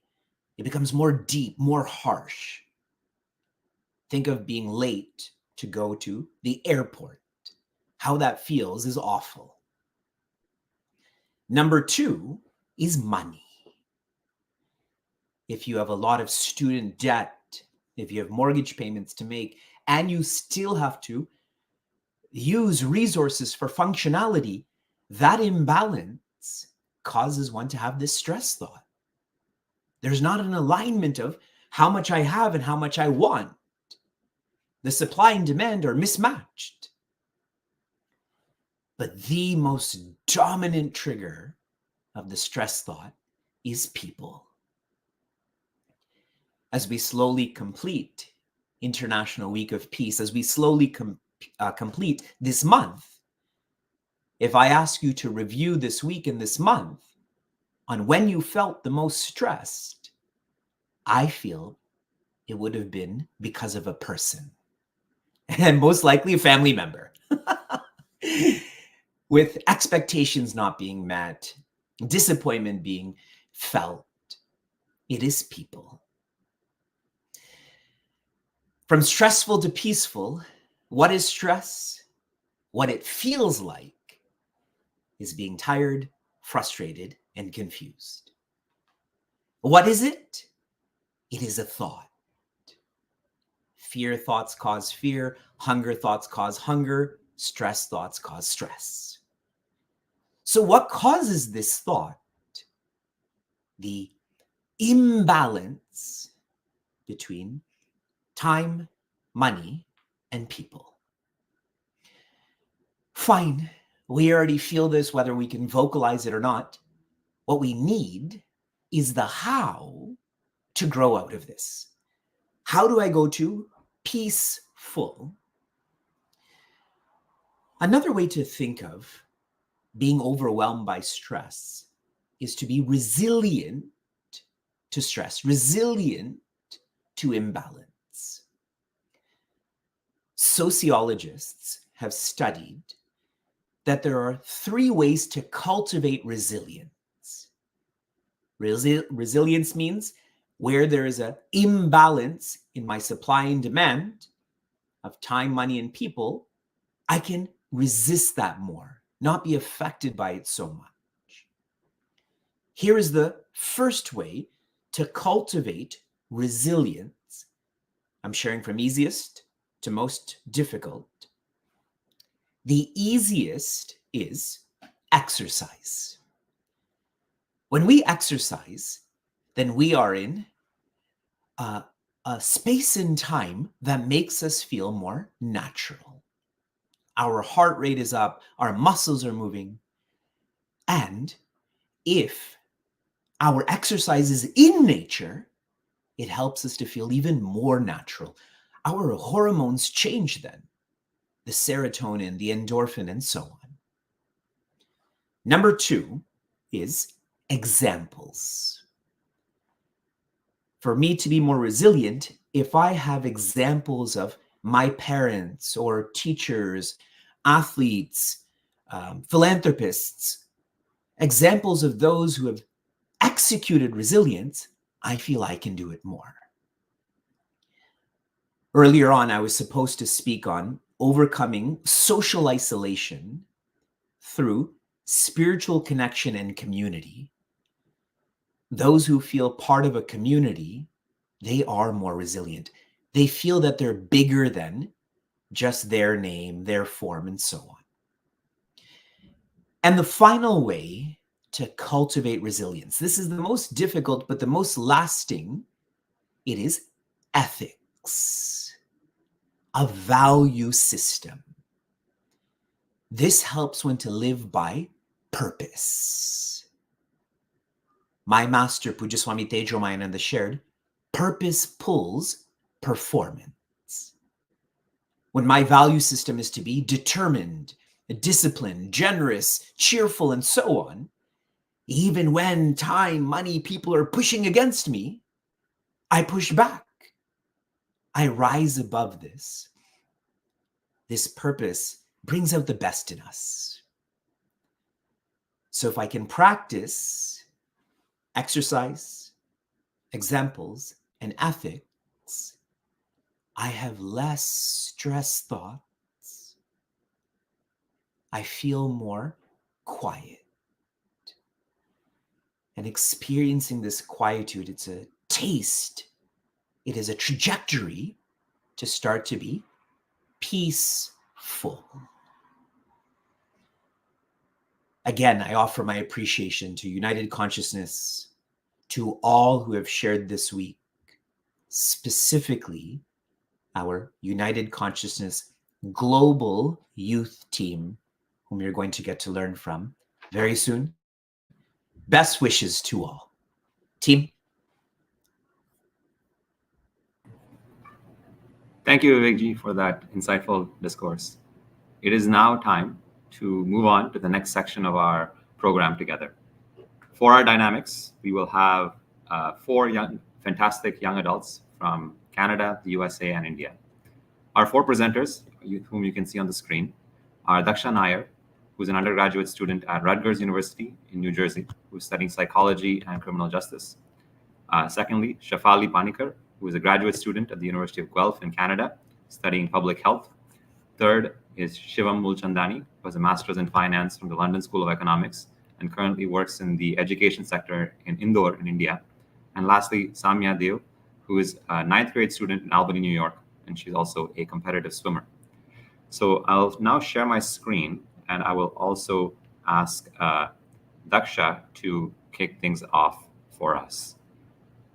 Thank you so much, Aditya. Can you all see my screen? Fantastic. Thank you. So today we're going to be discussing how to go from stressful to peaceful. This is something that we all experience, and it's something really important to discuss and learn from. So stress can simply be defined as a set of physical, cognitive, and emotional reactions that occur due to demands from an individual's environment. So this is actually due to our limbic system, which fears that we're in danger when we're not. So this is a big problem for individuals, especially under 18, where 62% of them say that they feel like their stress levels are not understood. So with this, it's really important to discuss solutions for this that might benefit different people based on their values and interests. So from here, I'll pass it on to Shafali to discuss short-term solutions. Thank you, Daksha. So first we'll talk about short-term solutions to coping with stress. And these are solutions that you can use that will relieve your stress, hopefully in less than an hour and maybe even in a few minutes. So today we'll be focusing on breathing. Breathing is something that we all do every day, but when done mindfully, it can become a powerful tool for managing stress. It can reduce anxiety, improve our focus, lower heart rate, support better sleep, and balance our emotions better. And when done regularly, deep breathing can actually also increase our resilience. So it enhances our ability to cope with stress. Next. So today we're actually going to do an activity together. We're going to do something called box breathing. And for this, you will need to get your right hand. I ask all of you to participate along. It'll only take a few minutes. And we're going to form the Vishnu Mudra with our hand. So you're going to take your index finger and your middle finger and point it towards your palm. So your ring finger and pinky should be up, and so is your thumb. Then with your right thumb, you're going to close your right nostril, and you're going to breathe in from your left side, pinch both sides and hold for 4 seconds.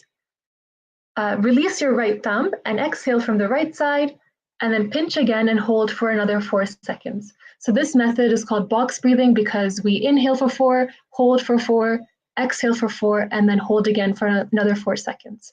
So we're going to try this activity together. Please do follow along, and hopefully you can feel some of that stress being relieved. Next slide. So to do this activity, wherever you're sitting, make sure your back is straight and your chin is parallel to the ground. Again, let's form the Vishnu Mudra with our right hand, index and middle finger to the palm, and right thumb on your right nostril. And when you're ready, gently close your eyes. We're going to close our right nostril and inhale from the left. 1, 2, 3, 4, and hold. Pinch both nostrils. 3, 4. Release your right thumb and exhale. 1, 2, 3, 4, and hold. 1, 2, 3, 4. Left side, inhale. 1, 2, 3, 4, and hold. 1, 2, 3, 4. Exhale, right. 1, 2, 3, 4, and hold. 1, 2, 3, 4. Inhale, left. 1, 2, 3, 4, and hold. 1, 2, 3, 4. Exhale, right. 1, 2, 3, 4, and hold. 1, 2, 3, 4. We'll continue a few more rounds, but I won't count, so count in your own mind. Inhale, left, and hold. Exhale, right, and hold. Inhale, left, and hold. Exhale, right, and hold. Inhale, left, and hold. Exhale, right, and hold. We'll do this one more time. Inhale deeply, left side. 1, 2, 3, 4, and hold. 1, 2, 3, 4. Exhale, right. 1, 2, 3, 4, and hold. Slowly release your hand and gently open your eyes. So hopefully you're feeling a little bit more relaxed and calm. Next, I'll pass it on to Shivam, who will talk about short-term solutions for coping with stress. Thank you, Shefali. So these medium-term solutions take less than a month to develop and to see the results. Physical exercise is a powerful stress reliever, no matter your fitness level. When you exercise, your body releases endorphins, which is your natural feel-good hormones that help you reduce anxiety and boost your mood. Plus, exercise refocuses your mind and body's movements, helping you improve your mood. So go on a jog, take a walk, or walk in your garden, or even clean your house, or anything else that you can do to stay active. Journaling.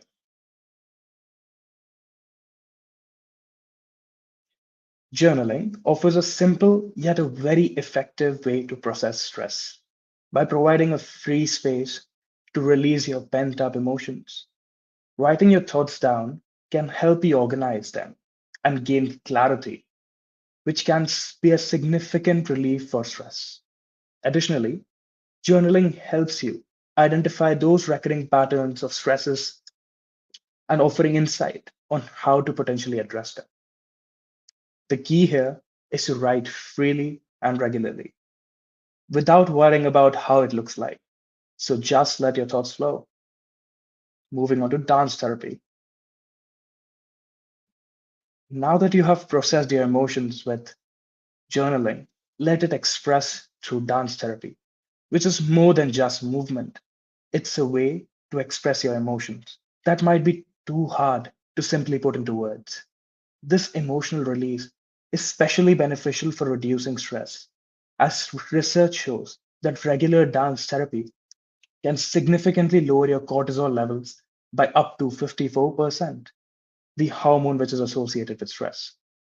By connecting your mind and the body through movement, dance therapy promotes overall mental well being and is a very joyful way to manage stress. Moreover, you can easily incorporate this in your life through live classes or even online sessions. Time management techniques.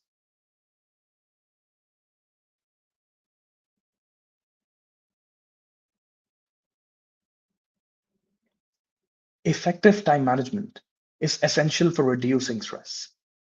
Properly managing your time can reduce your stress levels by up to 25%, making you feel more organized and less rushed. Techniques here like Pomodoro, which is working in short bursts of time in very focused intervals, can help you maintain your concentration and prevent burnout. The Eisenhower matrix, which helps you prioritize tasks by urgency and importance, ensure that you focus on what really matters most. Finally, time boxing, which allows you to allocate fixed periods of tasks and enhancing your focus and reduces procrastination. Now that we have discussed some very powerful strategies from physical exercise to time management, but in order to make these strategies truly work for you, it's important to first understand how you're currently spending your time. And this brings us to a simple but a very powerful tool, the minute to mind management. And for that, I'd like a volunteer to help me with this quick time demonstration. If you're willing, just let me Yeah, know. And I can do it. oh, amazing. Thank you, Aditya. So let's dive in. Every week, we all have about 168 hours. That is 7 times 24. But without realizing how we spend our time, it's very easy to feel off balance and even stressed. So this time audit will help you see how your hours are being used, and more importantly, how you can optimize them to align with your goals. So let's start by breaking your week down. Aditya, approximately how many hours a week do you sleep? Probably 6 hours a day, so or 6.5 hours a day, so maybe around 45 hours a week. I see. What about your work? Are you still a student or are you working right now? I'm working. So in the ideal I case see. scenario, I would probably like to work around 40 hours a week. Okay, let's say 40 hours. What about education? Are you pursuing something like an online course? Not really. So at most, probably around 5 hours max. 5 hours a week, I presume, right? Yes, exactly. Perfect. What about some time for your family? Yeah, I probably spend around an hour or two a day spending Hmm. time, maybe 1 hour a day. So let's say about 7 hours a week. Okay. How about physical well-being? Do you exercise? Do you find that time? I try to. So I would say maybe uh, 30 minutes a day. So maybe you Hmm. could say 4 hours a week. Okay. What about mental well-being? Do you meditate or anything else? Yeah, similar to exercise, I would say about 30 minutes a day. So let's say another Mhm. 4 hours a week again. Okay. How about traveling? Do you usually commute to work or are you working in a remote setting? Yeah, I have to commute. So that can be about 10 hours a week. Oh, that's quite so much. Mhm. What about leisure? How much time do you spend a day just to keep and cool off? Yeah, maybe an hour a day. So Mhm. that's 7 days a week, 7 hours a week. Okay. And how about time that you keep off for dining, going out, and some of the other activities like freshening up, which is very difficult to account for? Yeah, maybe 1 to 2 hours a day. So let's say, um, let's 15 see, hours? yeah, 14 hours maybe. Let's say that. Okay. So great. Now that you've identified some areas to adjust, the key is to make some small and deliberate changes. And the overall takeaway is the awareness of 25 hours that you have gained of your time. That is very crucial. By regularly conducting this 168 hours a week audit, you gain control of your time than simply letting it pass by. And I'll move on to medium long-term solution with Daksha and Samya. Thank you so much, Shivam. So now we're going to discuss long-term solutions, which implemented consistently will take more than a month to show its effects. Next slide, please. So a routine is basically a system that an individual follows on a consistent basis. And in order to set one, you have to first identify what you want to include in your routine, make a schedule with various time slots with everything you want to do written down, and then pick times and assign different time periods for every activity you want to do. Implementing this in your daily life can avoid the stress of figuring out when to do things, not having enough time. Those problems will all be solved if you implement a proper routine in your day-to-day life.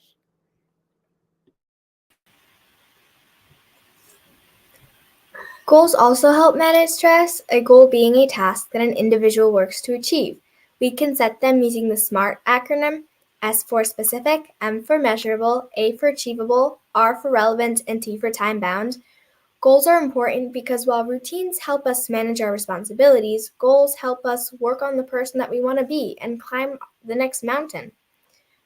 If some short-term goals or medium-term solutions are practiced daily, they can also give long-term benefits. So social coping, which is when people know they could really rely on others in their lives to help them manage their stress, is one of the most effective forms of stress relief. Just knowing you have someone there for you to discuss your problems with or go to for advice is a big stress reliever in itself. And I encourage to everyone to find at least one or two people that can fit this role for them in their lives.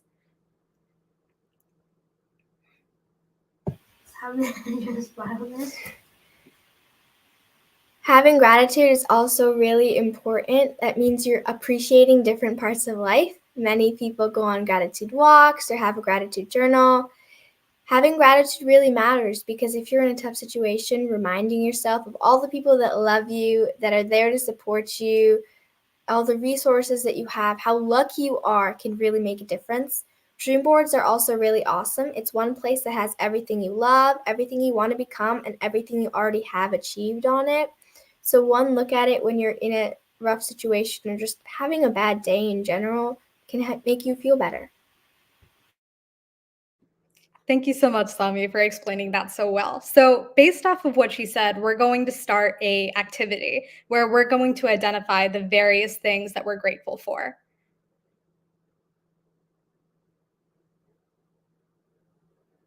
So this is a Mentimeter, and in this, it'll create a little word cloud of different things that we're all grateful for.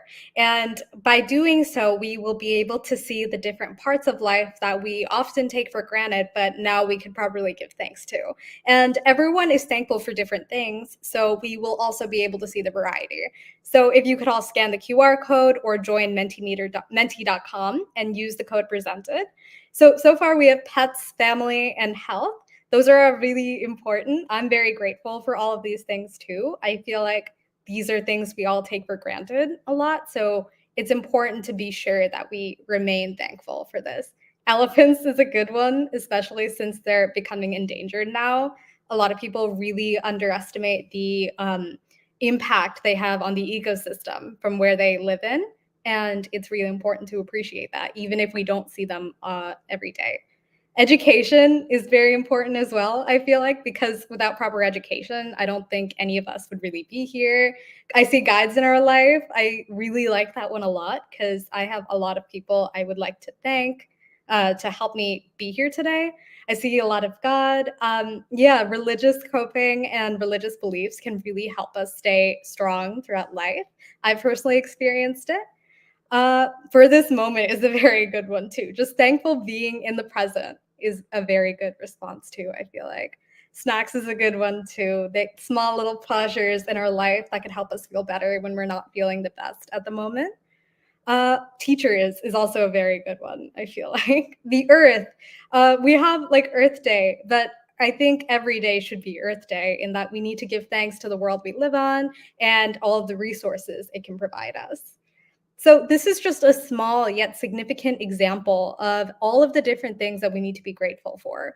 We're all very lucky to be in the positions that we are in at the moment. And we will honestly benefit a lot and find ourselves being a lot less stressful if we could show appreciation for this in our day-to-day lives. By realizing how lucky we are, we will in turn feel less stressed and more grateful. Thank you so much. Now I will pass it back to Aditya to lead the panel discussion. Wonderful. Thank you so much, Daksha, Shefali, Shivam, Samya, for the fantastic presentation. I'm definitely going to practice some of these techniques, especially the combining gratitude and journaling and doing creating a gratitude journal in my life. It's now time to get into the last and final section of today's program. It's going to be a panel discussion with some very accomplished panelists. And the way this section is going to work is I will introduce our panelists, and I will begin by asking each of them 1 to 2 questions. And that'll take about 15 to 20 minutes. And in the last 5 to 10 minutes, I will ask them specific questions from you, the audience. So if you have a question, please type it into the comment section on YouTube or Facebook or wherever you're watching this. And someone from our team will convey the question to me, and I will ask the panelists. And in the question, please make sure it's brief. So let me introduce our panelists. We have 4 of them here today with us. First is Nina Devi Eisenhart. She's a yoga teacher and a sevika in the Yoga Vidya ashram in Germany for the last 1.5 years. After leading a very stressful life, she has dedicated her life to the integral yoga path, including yoga therapy in the lineage of Swami Shivananda.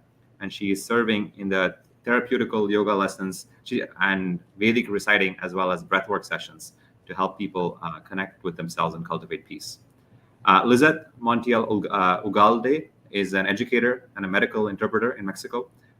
She's grown up within the Girl Scout movement, and she learned the importance of service and empathy and respect.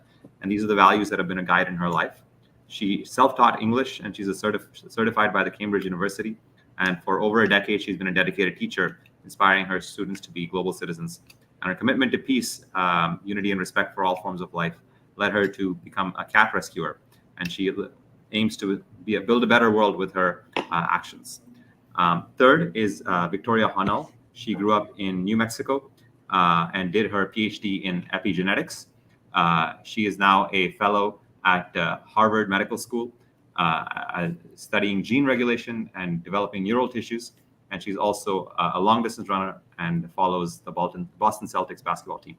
And lastly, we have Abhiram Bashyam. He's a hand surgeon at Massachusetts General Hospital and an assistant professor at the Harvard Medical School. He teaches students from undergrads to fully trained orthopedic and plastic surgeons, and he loves spending time with family, running, and reading books. So please join me in welcoming all of our panelists. So I want to begin with you, Lizzie. From your perspective as an educator, I would love to understand more about what you believe are the major causes of stress among young people today. And once Lizzie is done answering, we can also hear from any of the other panelists if you want to share on that topic. Aditya, thank you for inviting me to speak on this panel. Stress is a pervasive challenge for youth around the world, and it stems from several key factors. Among others, academic pressure. One of the most significant stressors young people face today is the immense pressure to excel academically. With growing competition for college admissions, scholarships, and job opportunities, students often feel they must meet extraordinarily high expectations and standards. This pressure to achieve perfect grades can lead to anxiety, burnout, and the sense of failure if expectations aren't met. Second, social media and comparison. Social media plays a large role in modern life, but it also contributes to stress. Young people constantly compare themselves to the curated, often unrealistic images they see online. The pressure to present a perfect life, appearance, and success can create feelings of inadequacy and lead to issues like depression, anxiety, and body image struggles. The third is uncertainty about the future. With the rapidly changing global economy, climate change, and political instability, many young people feel uncertain about their future. This uncertainty breeds fear and stress as they worry about securing stable careers, affording housing, and even addressing the environmental crisis that seem to be escalating. The fourth is the family and social expectations. In many cultures, societal and familial expectations place a heavy burden on young people, whether it's pressure to pursue a specific career path, adhere to traditional values, or meet milestones like marriage and starting a family. These expectations can conflict with personal aspirations, causing stress and identity struggles. The fifth is the mental health stigma. Despite growing awareness about mental health, there remains a stigma in many societies that prevents young people from seeking help. The fear of being judged or misunderstood can keep them from reaching out for support, leaving them to navigate their stress and emotional effectiveness alone. The sixth is the economic stress. With rising cost of living and student debt, many young people experience financial stress early on, whether it's balancing part time jobs with school or facing uncertain job markets after graduation. Economic pressure contributes significantly to their overall stress levels. So, in conclusion, I think addressing the causes of stress among young people requires a multifaceted approach, including promoting mental health support, creating environments where they feel less pressure to meet unrealistic expectations, and providing them with tools to cope with uncertainty. By empowering young minds to address these stressors, we contribute to a better and more compassionate world. Wonderful. Thank you for sharing that. Anyone else want to add anything to that in the topic of causes of stress before we actually get into some potential solutions? Abhiram, Victoria, or Devi?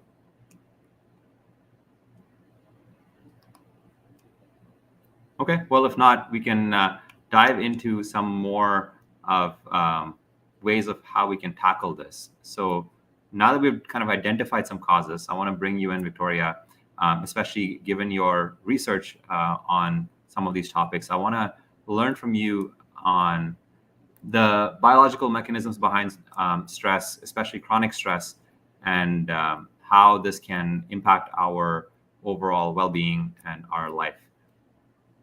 Great. Yes. Thank you so much for the opportunity to speak on this. And this is something that this is a topic that I think about quite regularly, being trained in epigenetics and kind of bridging that with neuroscience.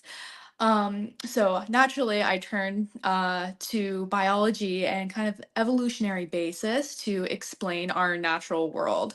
And so I want to touch on this idea of transgenerational inheritance. And so, of course, we know from this afternoon how stress affects us, but another way that chronic stress can affect our lives is actually through our children and through our grandchildren. And so what we know now, and this is kind of really cutting edge science, and so there's still a lot of research currently being done to understand the molecular mechanisms of how this works. But this idea of transgenerational inheritance is that when you are stressed, not only are you affected, but it actually changes your gametes. So for example, in a mother, it will or in a female, it will change her eggs, like the way that your DNA is organized within those eggs.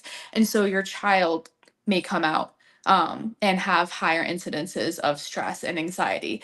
And not only your child, but your grandchild as well. So we know now that there can be biochemical modifications on the DNA. So methylation groups, acetylation groups that actually bind to your DNA and can be passed on through generations. And there have been many studies of this. People look at Holocaust survivors and their grandchildren, African Americans that were enslaved. But now people are looking at more just chronic stress from day-to-day life. And so I think this kind of makes sense from an evolutionary perspective because thousands of years ago, when we were hunters and gatherers, or when we were being maybe chased by another tribe, if a mother is stressed, or before she has her child, if she's stressed and then she becomes pregnant, that child needs to be primed for this stressful environment. And so that used to be evolutionary advantageous. So if the mother was in a stressful spot, then the child would come out kind of on high alert. And this was great. But in today's society, we just call this anxiety because there's no real reason, at least for many of us, to have to worry about food or to worry about being hunted or being worried about forced migration, at least in the US oftentimes. And so now this has become a problem. So what was advantageous thousands of years ago is now leading to increased incidences of anxiety. And so what can we do to kind of break this cycle from a biological perspective? And much like what we talked about earlier in the seminar today, is really seeking support and community to help us kind of lean on each other, but also developing habits and routines to kind of break that cycle of chronic stress. And I know it's so easy to say, and it took me until I was really 30 years old to actually commit to this and these routines, but it really does help. I would love to get into those routines in just maybe another couple of minutes. But before that, I wanted to also bring in some of our other panelists. Many of us have very stressful jobs, myself included as a management consultant. And I find that there are times where I can get stressed very easily by the demands of my job. And Abhiram, you're a surgeon, and clearly that's a very demanding job as well. And so I want to understand from you how you manage stress in your life, and if you have also managed to integrate any spiritual practices into your professional life as a way of managing that stress. Thanks for having me. Oh, go ahead. Actually, both of you contribute. Why don't we have Abhiram talk first, and then we'll have Victoria answer that question also. Sure. Thanks for having me. I think the nice thing about being a surgeon is that once you're a surgeon and you've done so much training, it becomes like a job. And in many ways, I love my job. Sometimes it feels like a hobby. So the act of being a surgeon is not what's stressful. It's everything around that. So, there are roles and responsibilities and commitments you've made as a surgeon to your patients and to the hospital and to others. And then at the same time, you have to balance it with commitments like this, like signing up for something on a weekend or time away from home or family. And so it's actually the planning and preparation involved with everything else that can make the job feel stressful, but really it's just a failure of planning or preparation. And so for me, the most important thing is I plan and I prepare, and not just for surgery, but for everything, where I am in a given time, where I have to get to at a big picture level, and sometimes at a detailed level. And I find that where I get stress in my day is when my plans fall apart. And I think from a spiritual perspective, the thing that I go back to is, you can plan and you can prepare, but at the end of the day, you don't control the outcome. So you do your best. You try to come in and create an environment that is as least stressful as possible, but you don't have control over what that final outcome is. It can feel terrifying at first to realize that the outcome is not in your control, but actually it's quite freeing. So I just do my best every day. Most of the time people do really well, otherwise I would stop being a surgeon. But sometimes people don't do so well. And it's really easy to beat yourself up and become depressed or stressed or decide to quit and never do it again. But sometimes it's out of your control. Sometimes it is still in your control, but but that's the big thing I come away with is, I do my best, but at the end of the day, I'm not the controller of the outcome, whether good or bad. I'm not responsible for the great outcomes. I'm not completely responsible for the bad outcomes. I just do my best. And I kind of embrace living in the moment of the job, and that's what makes me happy. Wonderful. Victoria, did you have something to add to that? Oh, yeah, sure. I think for me also, it's just kind of it took a second for me to realize that I need to break some of these societal norms, especially like as a younger person. So, for example, as soon as class let out on Friday, in my mind, it turned off. That was my time to go out and hang with my friends. Saturday was a complete rest day. But I feel like I've changed a lot since I've had more responsibilities, especially if, for example, you have a big exam coming up or a paper. It's just in your best interest to take a couple hours on that Friday and just keep studying. And so I don't know why I had decided, oh, well, it's Friday, that means I get the day completely off. It's just really parsing this out and just doing like, okay, if you can do a couple hours on Friday still, you don't need to take the whole Friday off. You don't need to take the whole Saturday off. Do a couple hours of your responsibilities on Saturday too. And it really adds up, and it really, really helps at the end of the day. Like managing that stress, because you won't be pulling that all-nighter before the exam.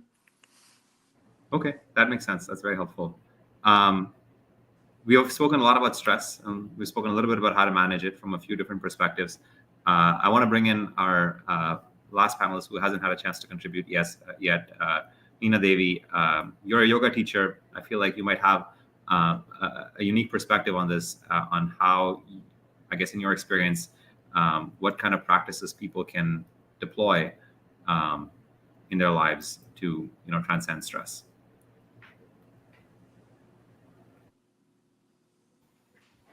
Yeah, thanks for having me.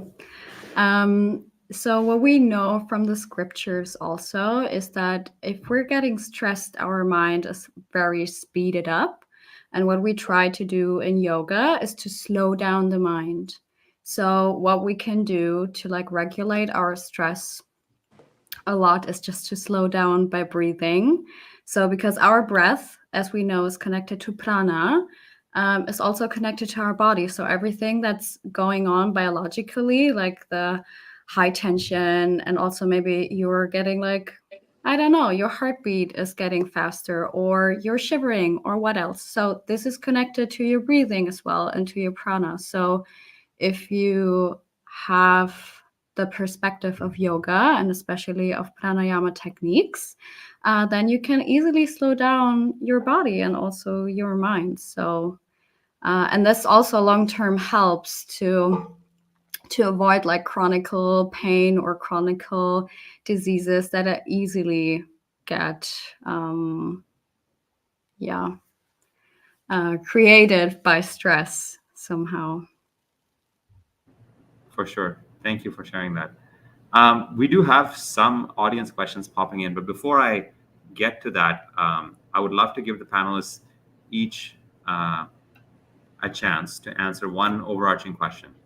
As people who come from different backgrounds, right, from education to medicine to research to yoga, what advice would you give a young person in their, say, 20s on how to manage the demands of a stressful career or stressful education with the need for inner peace? All of you are welcome to answer this question. It's open and directed to everybody. Nina, since you're unmuted. Yeah. So I'd say if you have the opportunity to get into yoga, and then as we were talking a lot about routines, try to get yoga into your routine and make it small, because if you're overwhelmed, your mind is stressed, you have a lot of things on your checklist.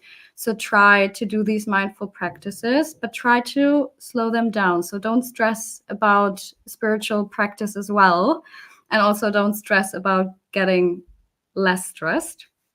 So just try to find a spot in your day to remind yourself of your spiritual practice to get connected to your body and also to your soul again, because what happens is that we're getting so disconnected from ourselves that we also don't see solutions. So if we're getting into connection by yoga, for example, or other mindful practices, we also calm down, and then what happens is like our whole mind opens up, and for somehow we see more wide open perspectives of how we can maybe slower down everything that's getting stressed or everything in that situation that is stressing us. So we see just more solutions to that. And my one-time best options always breathe. There's so many nice pranayama techniques that you can do for just 2 or 3 minutes in the moment you're getting stressed to calm down your body. It's really, it's magic. Wonderful. I see a lot of questions coming in, so I'm going to now. Actually, does anyone else want to answer, Lizzie or Victoria? Yeah, well, I was about to say that it's something similar, but you need to have like something that connects with your own self, like a hobby or something that relaxes you, being maybe reading or singing, or it's something that is just for you. Because we usually give all our time and all our thinking to school or to our jobs. Like even when we are out of our workspaces or study spaces, we continue thinking about that and we forget about ourselves. So I think we need to give a moment during our day, or at least once or twice a week, to something that connects you with you, like to feel yourself, not thinking about everyone else's expectations or anything that you have to do, right? Like there is something, always something you have to do, something you have to read, something you have to deliver. But I think you need to give your time, your space to you to connect with yourself. Yoga will be wonderful, but I think at least like if you like listening to music, if you like dancing, if you like singing, at least like singing for 5 or 10 minutes and connect to yourself. I think that really gets you into a peaceful space and not to lose yourselves in the way. That makes sense. Okay, cool. So let's open it up into our panel discussion and the audience participation portion of this. So there was a question that came, I think it may have been directed at Abhiram, who unfortunately had to drop due to an emergency in the hospital. But the question maybe the others can tackle is, how do you feel less stressful when things don't go your way, even if you've worked hard and you've planned things out well? Maybe Victoria, do you want to try that? Sure. I think from a spiritual perspective, it's important to give yourself grace, and you are juggling a lot of things, and everyone on this entire panel discussion and in this chat has had an exam or an event that didn't go as they had planned. And I think that giving yourself grace, taking a step away, and then coming back and reevaluating how you could perhaps do better in the future is the best way, at least personally, moving forward. Okay, thank you. Thanks for that.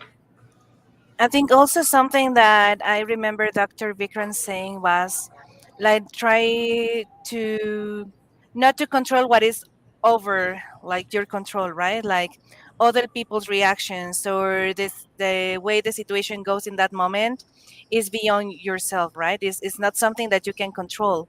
So if you try to control everything and to try to make it everything like a perfection, that is going to cause you more stress. So you can only be aware of yourself and what your actions and your reactions, and not to try to control everyone else's or all the situation, because that is going to be a mess at the end. Yeah, definitely. There are 2 questions I have for Nina that also came through in the chat. Are there any specific breathing techniques that work for you? That's question 1. And then question 2 was, how do you reestablish connection with your body/soul to relieve stress? I'm happy to repeat again if that's helpful. Okay, so the first was, is there a special technique? So my... Again? Yeah, any specific breathing technique? That was the question. Yes. Yeah. So also what we use in yoga therapy is that, I mean, there's so many techniques, especially for breathing. And in the end, it really doesn't matter. But my favorite technique also is mentioned a lot of in the scriptures. Hatha Pradipika Yoga Sutra, you can find it everywhere, is Nadi Shuddhi. So you can place your hand like this. And then, I mean, some of you might seen it before. And then you close your right nostril, breathe in through the left, and then change to the left, open the right, and breathe out to the right. And then you do the same backwards. So what it does, it is connecting your two brain halves, and it's harmonizing your whole system. And don't do it with breath retention, because breath retention is really like more advanced, what you see in Anuloma Viloma. So only like breathing to the left, breathing through the right, breathing through the right, breathe out to the left, and that's it. And you can do that like 10 minutes, 2 minutes, how much time you have. And the second one was? How do you reestablish connection with your body / soul to relieve stress?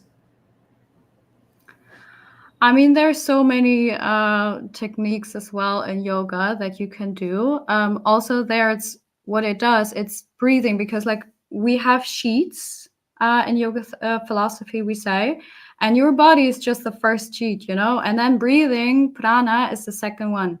And then third is your emotions. So also what Liz was saying is that you don't only need to do yoga, you can also dance, you know, just do something with your body that makes you connected and focus on your breathing. I mean, I can't say it, like, why do we say in yoga all the time, breathe in, breathe out, do the next step, breathe in, because this is connecting our soul, our emotions to our body. But also, if there's something else that you can do, go to nature, breathe in the nature, dance, just feel like, yeah, find something that is connecting you to your body and to move your body, because we're sitting a lot, you know?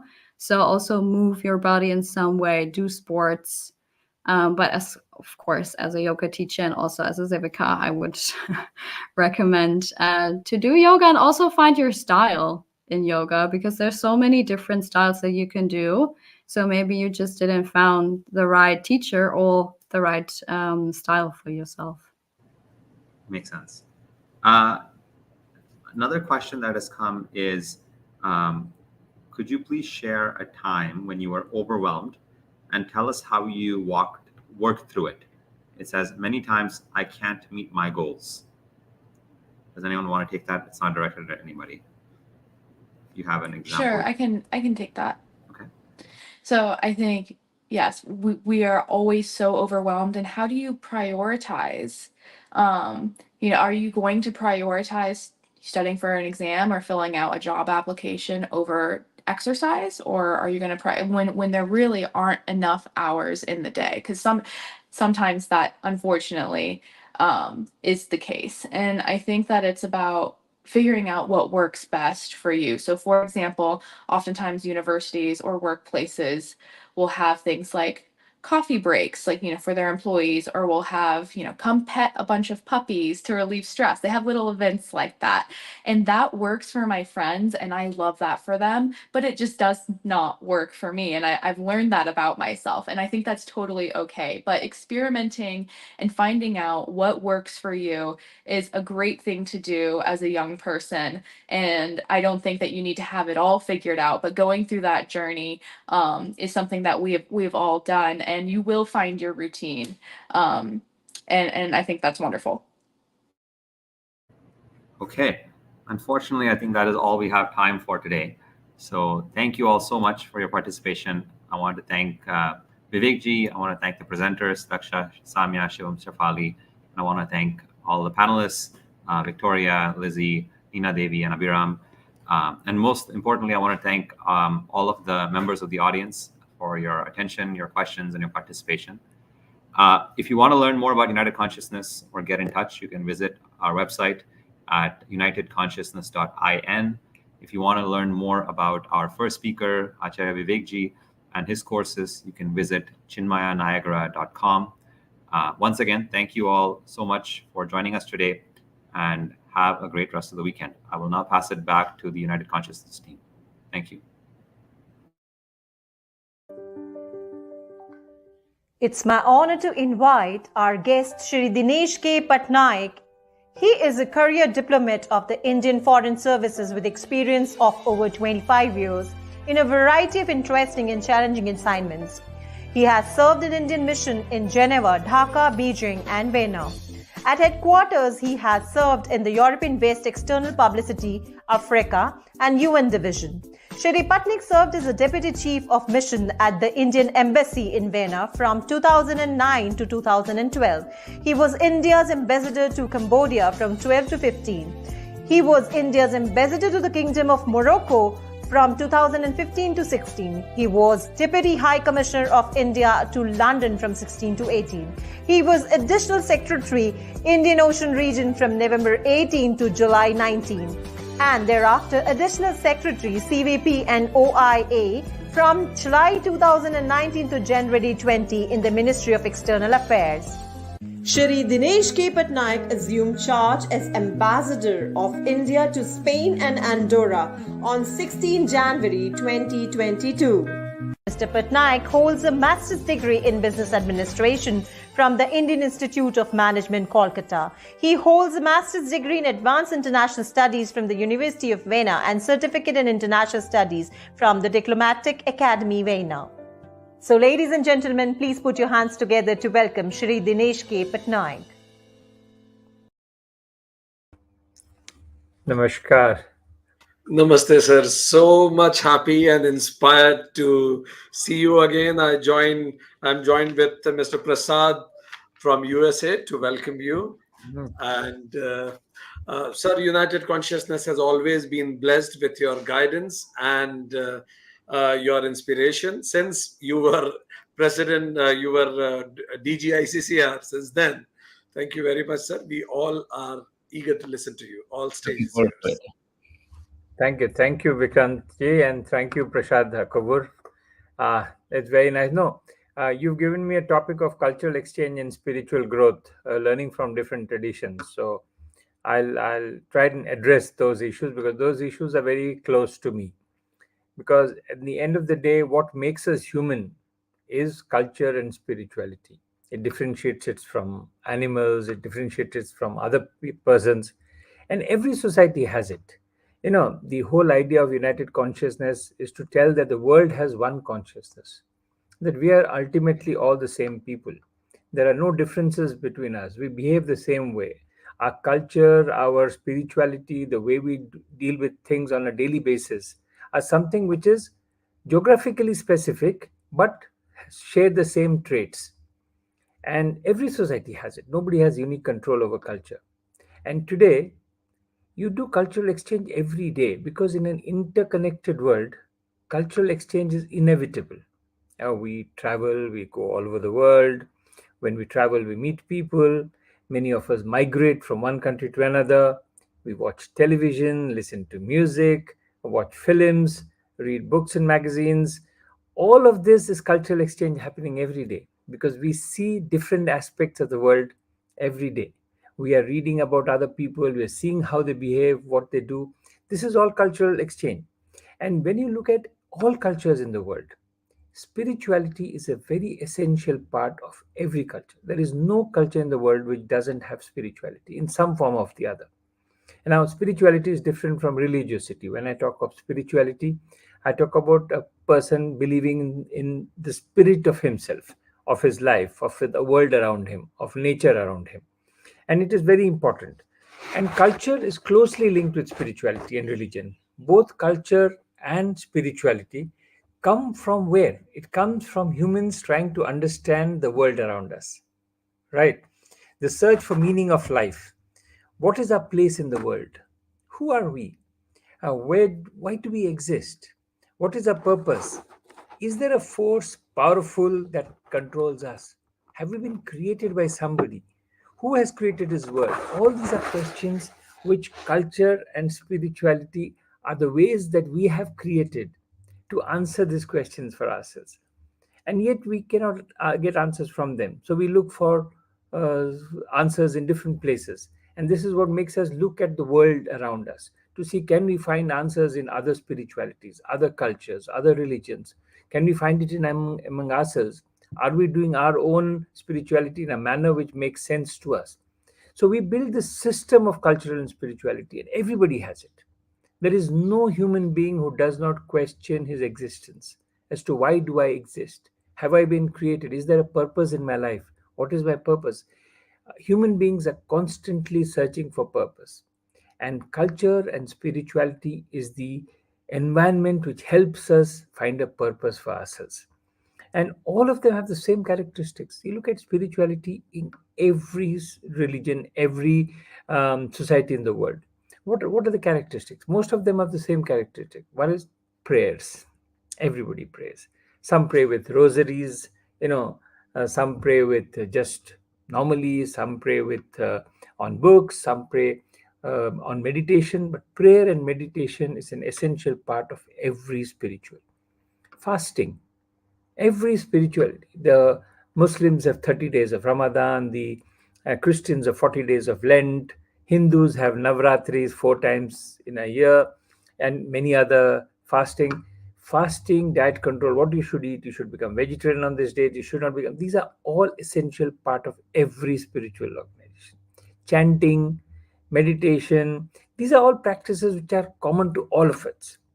But spirituality became religion. So, what is the difference between religion and spirituality? I consider them almost the same.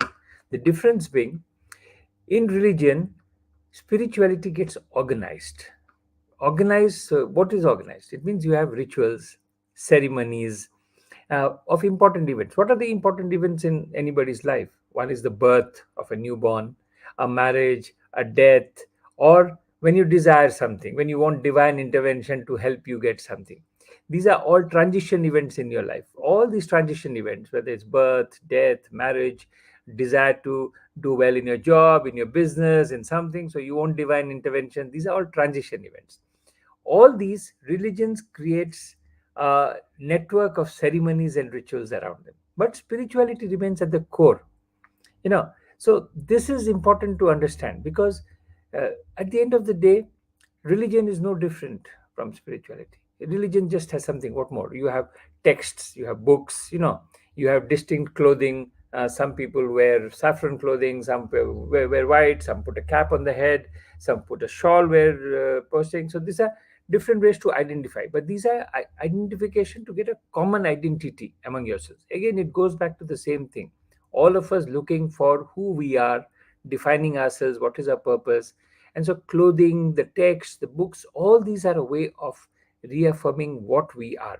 And so while they're all different in terms of the religious practices, in essence, spirituality remains the same.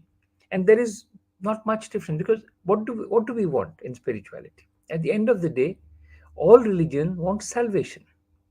What is salvation? That my good deeds, what I have done well in this world, should be rewarded. That is the essential part of salvation. Christianity have their own salvation. We have our own salvation to be able to be free from the cycle of life, to get nirvana. The Buddhists have their own. The Muslims have their own. All of them. Ultimately, the salvation becomes very important. So spirituality, along with all the things, and in this, when religion comes into place, when spirituality becomes religion, it becomes through culture. How? People may ask, how does really spirituality become religion through culture? It's very simple. What do you do in religion that you don't have just in spirituality? You have clothes, dresses, your feasts, occasions, prayers, then there's music. Music is a very important part of spirituality. All religious traditions have music. Music makes you connect with whatever, the consciousness, the united consciousness, the global consciousness. Music is an essential part. Dance, look at India. All our classical dances are all temple dances, came out of the spiritual tradition of the temples. Dances didn't happen on its own. Animism has dances. Even the Muslim religion have the dervish dances. You have all religions have dances, have music, have art, culture. Painting becomes important. How do you portray the Almighty? How do you put them into picture? So all this is part of culture. So religion, spirituality on its way to become religion goes through culture.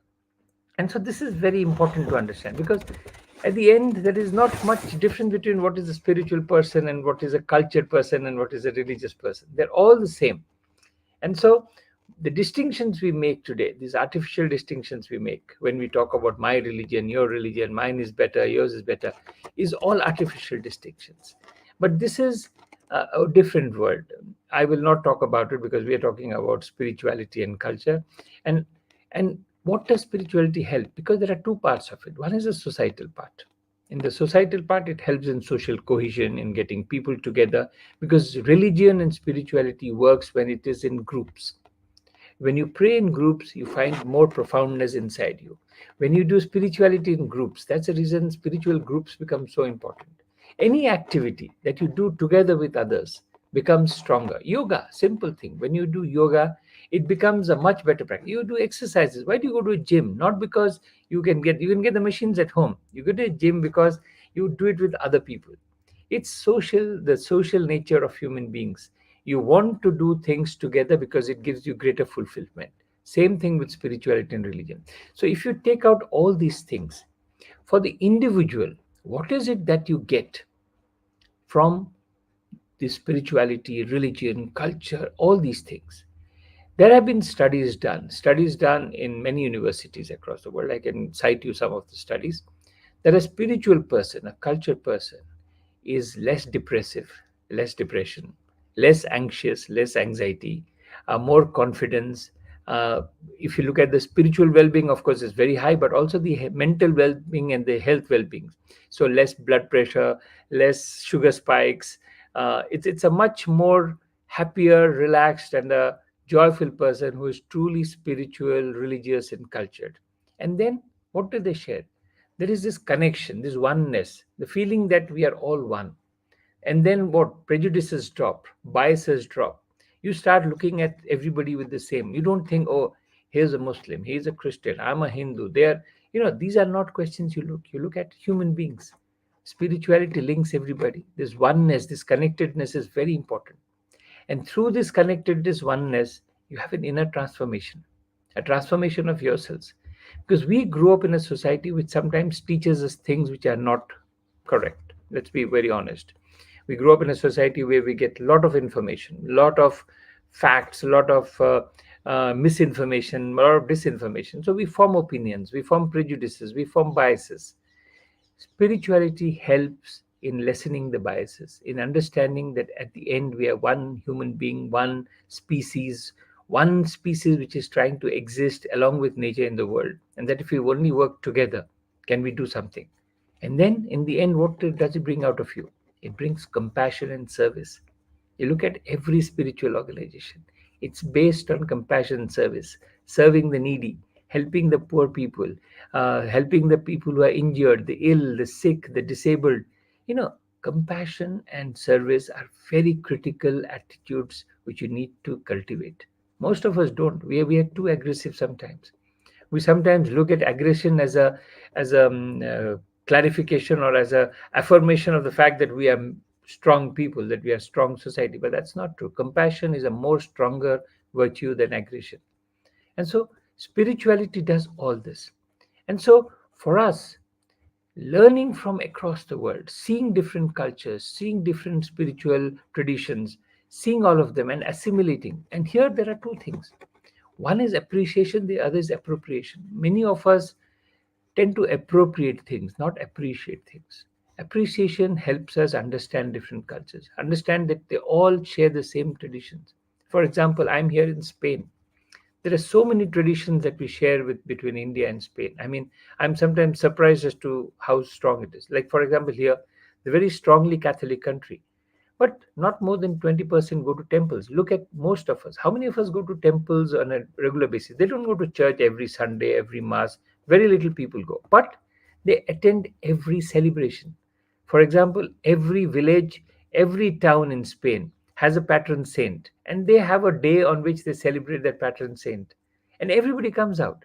So all the major festivals, all the major events they do, the christening of the child, the marriage, all of them land up for religious events, but they don't go to church religiously, which is to a large extent like us, and which is the world which is becoming like that. And so this is a country which has made religious activity into a cultural activity. It's brought religion back to being a cultural activity because they're spiritual inside. When you're spiritual inside, you don't need religion. The religion becomes a cultural activity, a feast, a tamasha, like we say, something to be enjoyed, to be celebrated, and not something where we are always worried about divine retribution or divine power. We are here to enjoy our spirituality, and religion then becomes a celebration. And so this country is something, and look at that, they're Catholics, very strongly Catholic, but they have gay marriages, they allow abortion, contraception. The ability to think the human being as at the core, not your fixed tenets. If you have fixed tenets which go against the well-being of the human being, then it's not spiritual anymore. Then it becomes something which is strongly religious. And religion always, after some time, if you don't stop it, starts to become oppressive, controlling, something which pervades all parts of your life. Religion becomes. And so every society has gone through reformation. For us in India, we had the Bhakti movement, where when religion became too much tied to ceremonies and rituals, we had Bhakti movement. Same here in Spain. You had the Reformation, where the mystic saints. You see, mysticism is a very important part. Mysticism basically, what does it say? What is mysticism different from spirituality and religion? Religion is fixed. God said this. This is how we are supposed to follow. These are ceremonies, rituals. Mysticism says, I don't need all this. I need a direct connection with God, with love, which was Mirabai. Mirabai, what did she say? He says, I love Krishna. For me, Krishna is my love. So my spirituality, my religion comes out of love. Same way Saint Teresa of Avila. When she came, Saint Teresa of Avila in Spain, the mystic saint, she said the same thing. I love Jesus. For me, God is the embodiment of love. And so you reform it from inside because you take away the harshness of religion which starts pervading all parts of your life to become more spiritual, to become more one with yourselves, to become you and God have a direct communion. You don't need all this contraption of ceremonies and rituals in middle to do things. So these are important things to understand. So I just gave an example, Spain. I find it in every part of the world. There is no country which doesn't have mystic saints, which does not have people who believe in direct connection with God, people who believe in spirituality more than religion. They look at religion more as the cultural aspect. So when we look at the world, we are all the same. So pride of one's culture, yeah, it's good to have pride, but when the pride turns into arrogance about one's culture, that my culture is the best, that's when we start falling. That's when we need another bhakti movement. That's when we meet people like United Consciousness who are trying to bring together the world to try and see how all of we are same and how all of us can contribute to the world. So I won't say much beyond this, but thank you very much. It's been a pleasure being on United Consciousness. And I hope that you people succeed in the efforts you are making to bring the world together as well. Thank you very much. Thank you very much, sir. How profoundly you said spirituality becomes religion through culture. I think this line says it all. And for the first time, I heard this line by somebody. It is a perfect connection that you established, and you said that how spiritual exchange is the way we have been brought up, we have been living. You mentioned about the essence of all spiritual pursuits are some basic questions of life, identifying our own purpose, why do we exist, and in all different ways, in all cultures, we find such pursuits. And you also said that spirituality, when becomes organized and it reflects in the culture, then it is called religion. You also mentioned that when it reflects in culture, in music, in clothing, in dance, in drawing.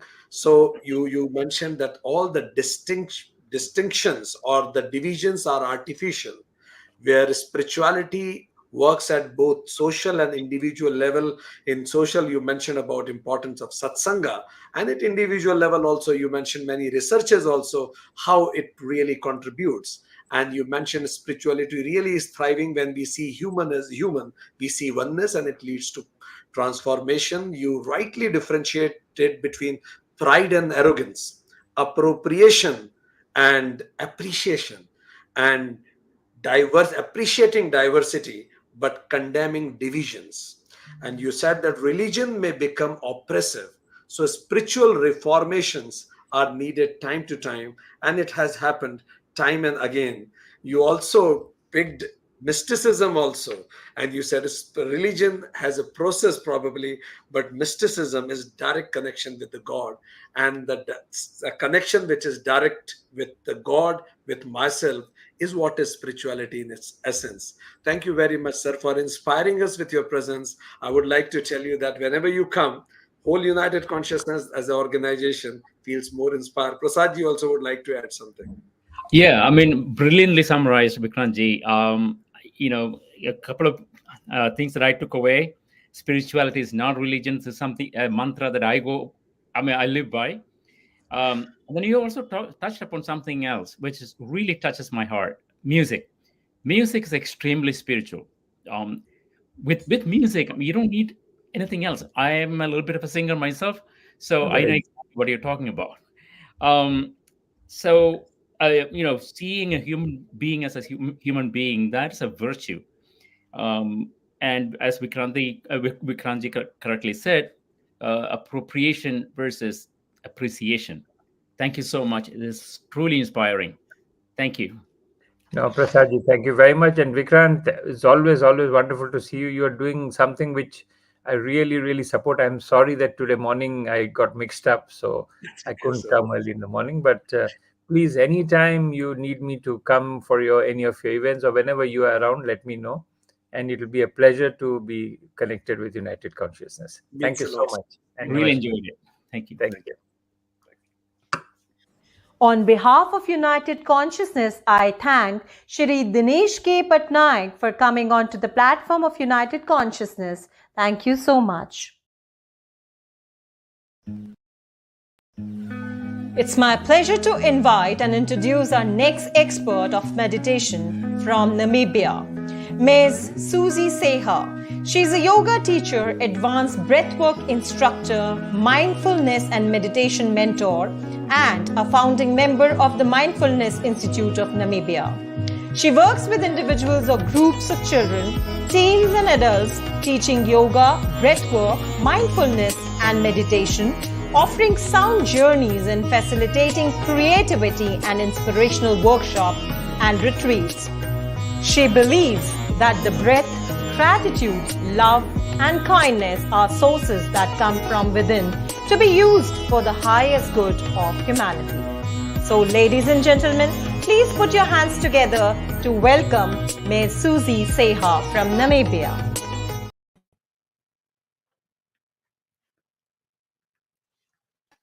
Good evening, everyone at United Consciousness and around the world. Thank you so much for having me this evening. It's this evening here. I'm not quite sure what time of the day it is where you are. Almost noon here, New York. Almost late night here in India. Oh wow! Okay. Well, it's the sun is set and the day is coming to an end here. So it's actually a beautiful time to come into meditation. I agree. So all time is yours. Thank you very much.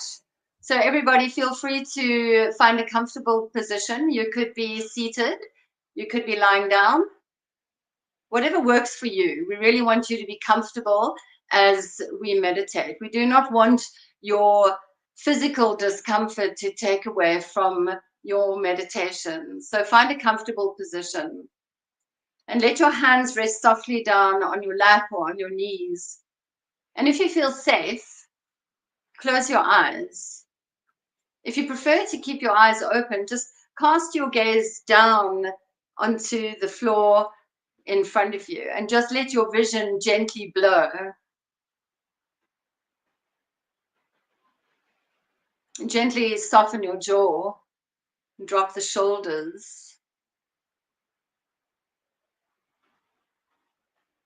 and just let the thoughts settle. And taking your attention to one point of focus and letting that point of focus be your breath right now. So just noticing the inhale and noticing the exhale. You don't have to change it. It's just giving your mind an object, giving our monkey mind a banana so that it is not distracted and jumping around. Just come to that point of focus as we find a little more stillness within. Breathing in, expanding, and breathing out, letting go. Today, imagining as you breathe in that you're breathing in peace. Breathing in peace into all the cells of your body. Breathing in peace right down to the tips of your fingers and the tips of your toes. And as you're exhaling, imagining that you're breathing this peace out to the world.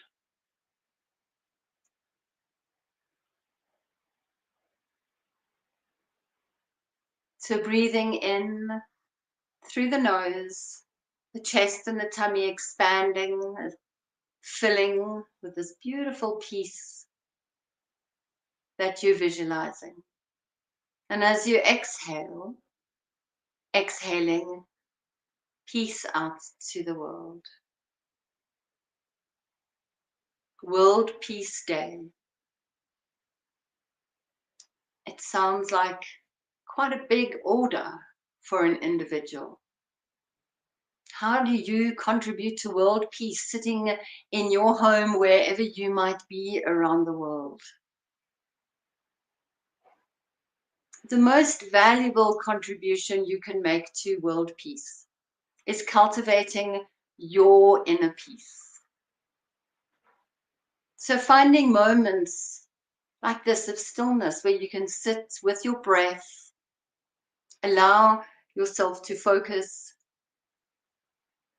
on a sense of stillness and a sense of peace.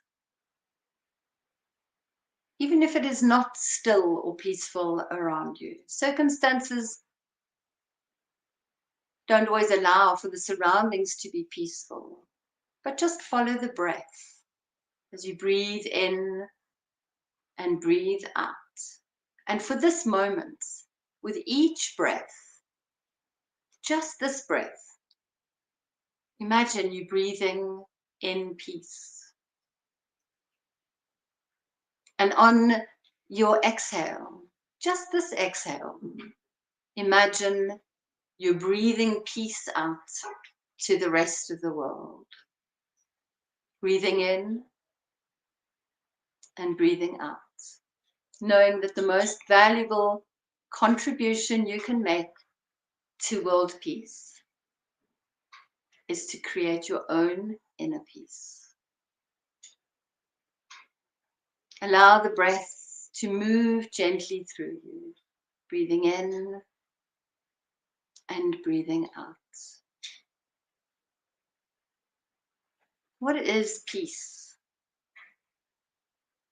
How do you feel peace? If peace had a color, what color would peace be for you?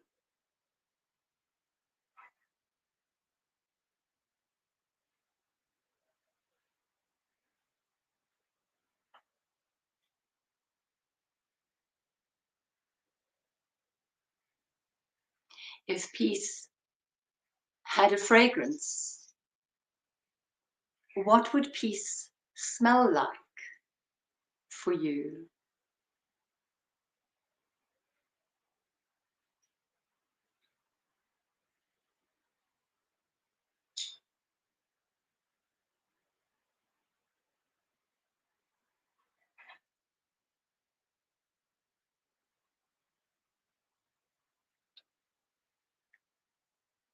If peace had a sound, what would peace sound like to you?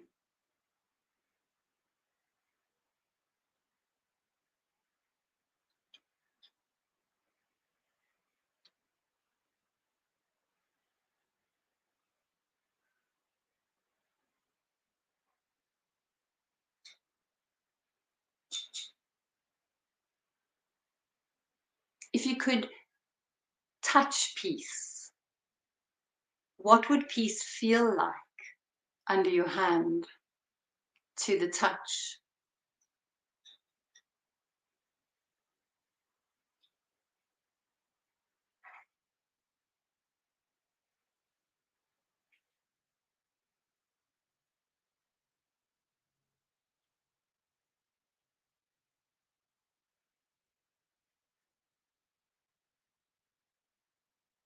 If you could see peace,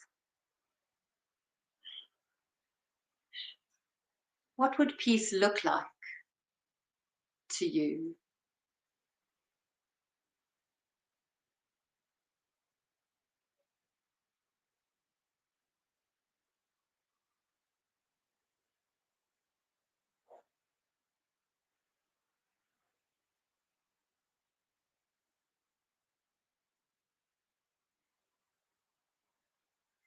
As you breathe in and breathe out, allow yourself to feel and sense and notice peace on all those different levels. Remembering the fragrance, remembering the sound, remembering the touch, remembering the color of peace as you breathe in and out, softly,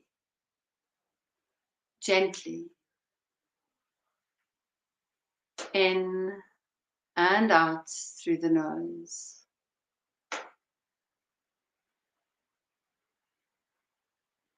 Allowing the body to fill with your color of peace. As if you're breathing in that color. As if that color is filling the space around the body.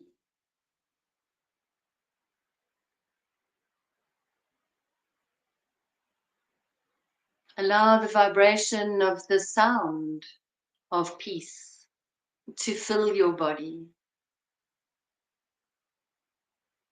As you breathe in and out through your nose.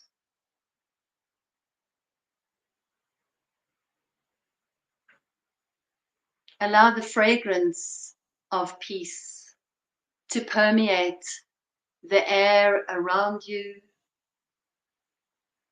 and the whole of your body as you breathe in and out through your nose.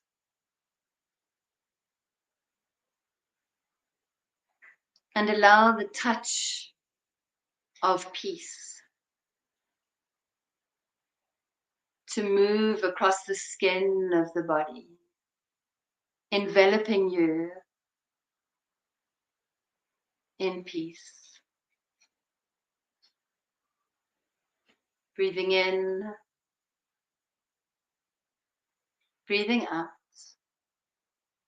softly and kindly.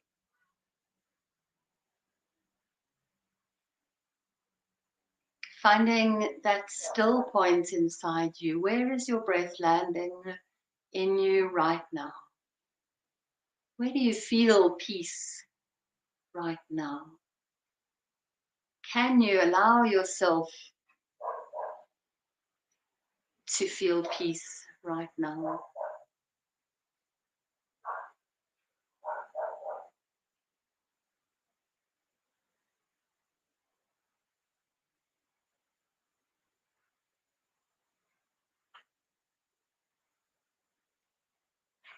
And as you sit here in meditation, enveloping yourself with all the senses of peace, know that even if it's difficult and challenging for you to find peace right now. Know that everybody here is breathing out peace in support of you. You're not alone. We're all connected, a united consciousness. As we breathe peace for ourselves, and as we breathe peace for those who cannot right now.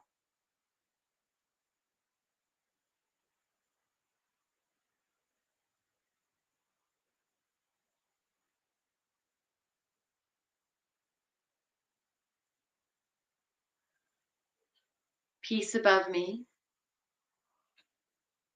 peace below me,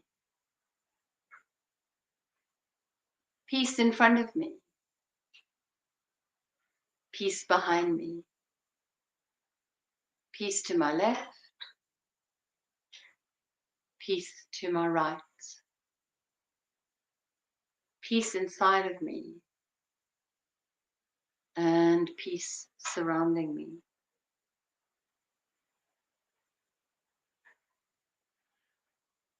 See if you can expand the next inhale.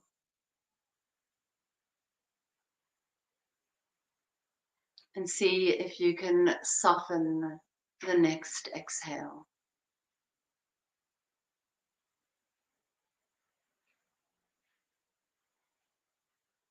Know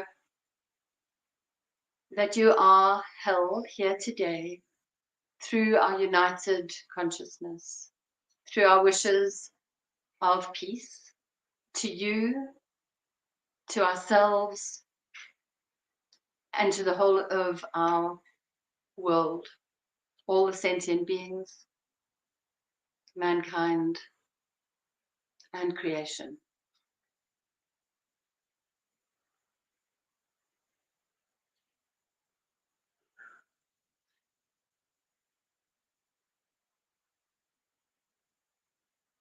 Bring your hands together into prayer pose.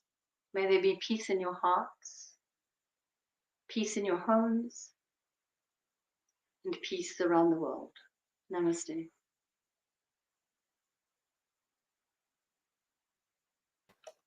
Thank you.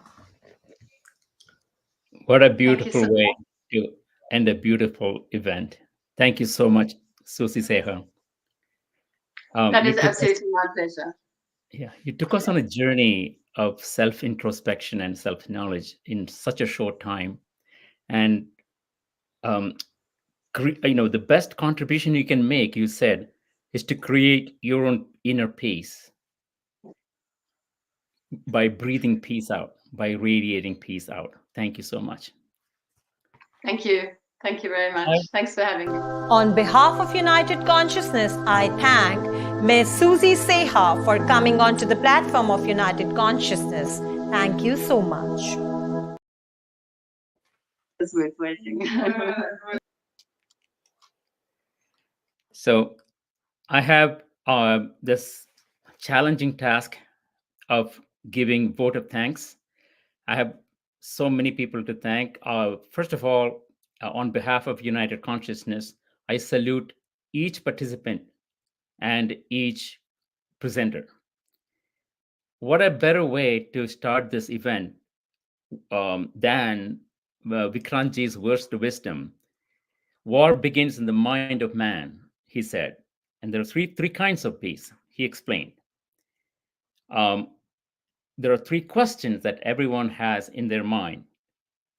Peace with me, within me, peace with people around me, and peace with the whole world. Next, we heard from Sri Mohit Kumarji, and he talked about several verses, and then he explained the secret to success, and he emphasized one thing: there's no substitute for hard work. Following which, Pujya Swami Mitranandaji talked about how to educate the youth. You have to be a role model for them. You have to guide them. You cannot dictate to them what you want them to learn. What an incredibly powerful message. And it has to be student-driven and student-centered. That's the essence of what he was saying. Bala and buddhi, strength and intelligence and knowledge. And then Pujya Shri Gaurang Dasji, he talked about many different things, extremely rich content of the scriptures.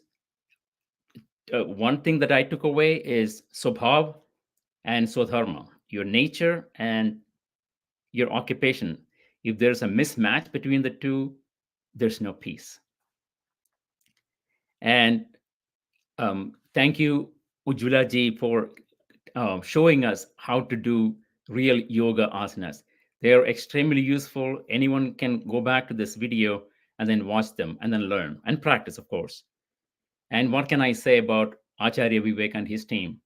I wouldn't even attempt to capture the brilliance of his delivery and the clarity of his message. Cultivate resilience through exercise, examples, and ethics. Wow, very incredibly well summarized. And a special shout out to the young panelists, young from my point of view. Let me mention everyone's names. Aditya, Shafali, Daksha, Samya, Shivam, Victoria, Abhiram, Nina, and Lizette.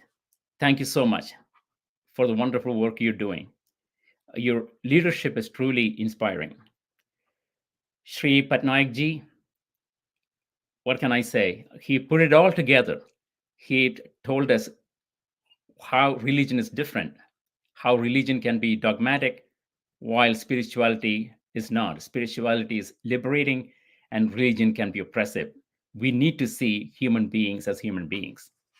And of course, what an amazing, beautiful, beautiful, peaceful culmination of all these teachings into a real, real ecstatic inner journey, and then finding ourselves, finding who we are through breathing peace out. Om Shanti Shanti Shanti.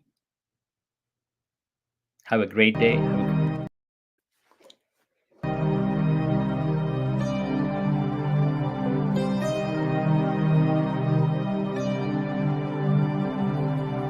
सर्वे भवन्तु सुखिनः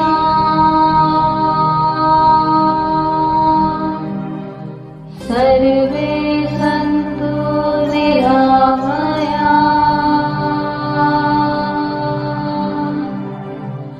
सर्वे भद्राणि पश्यन्तु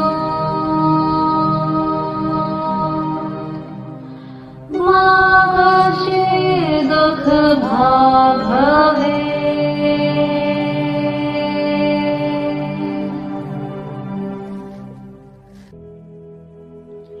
This shloka means, may everyone be happy, may everyone be free from all diseases, may everyone see goodness and auspiciousness in everything, may none be unhappy or distressed. Om Shantihi, Shantihi, Shantihi. I am highly privileged to have this opportunity to present my gratitude to all those who have witnessed and blessed this event directly or indirectly. I believe that this is not the end, but the beginning of our journeys. The journeys towards the noble cause of removing the 14 divides rooted in human race and promoting harmonious and peaceful coexistence. Firstly, I thank the God for blessing us all. I extend my heartfelt gratitude to Mr. Rajesh Rabindranath of Project Self USA, Yogi Baba Adnan and Madam Kubuk of Siddha Ashram Yoga Center, Mr. Andre Reel of Nidra Yoga, Swami Suryananda Saraswati of European Yoga Federation, Mr. Sukhdev Volker Bretz of Yoga Vidya, Mr. Valdemar Parado of Yoga Yogeshmo, Ms. Patricia Begle of AAYT, Miss Emmy Blessio of CUIDY, Miss Valentina Cortene of African Spiritual Council, Mr. Andre Lebanau of Yoga Lounge, Mr. Josh Pryor of Yoga Australia, and Mr. Jose Druge of the for your invaluable contribution and support.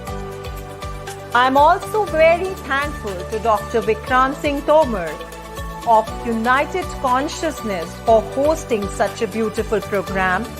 I also thank Team United Consciousness for their valuable contributions to such a beautiful program.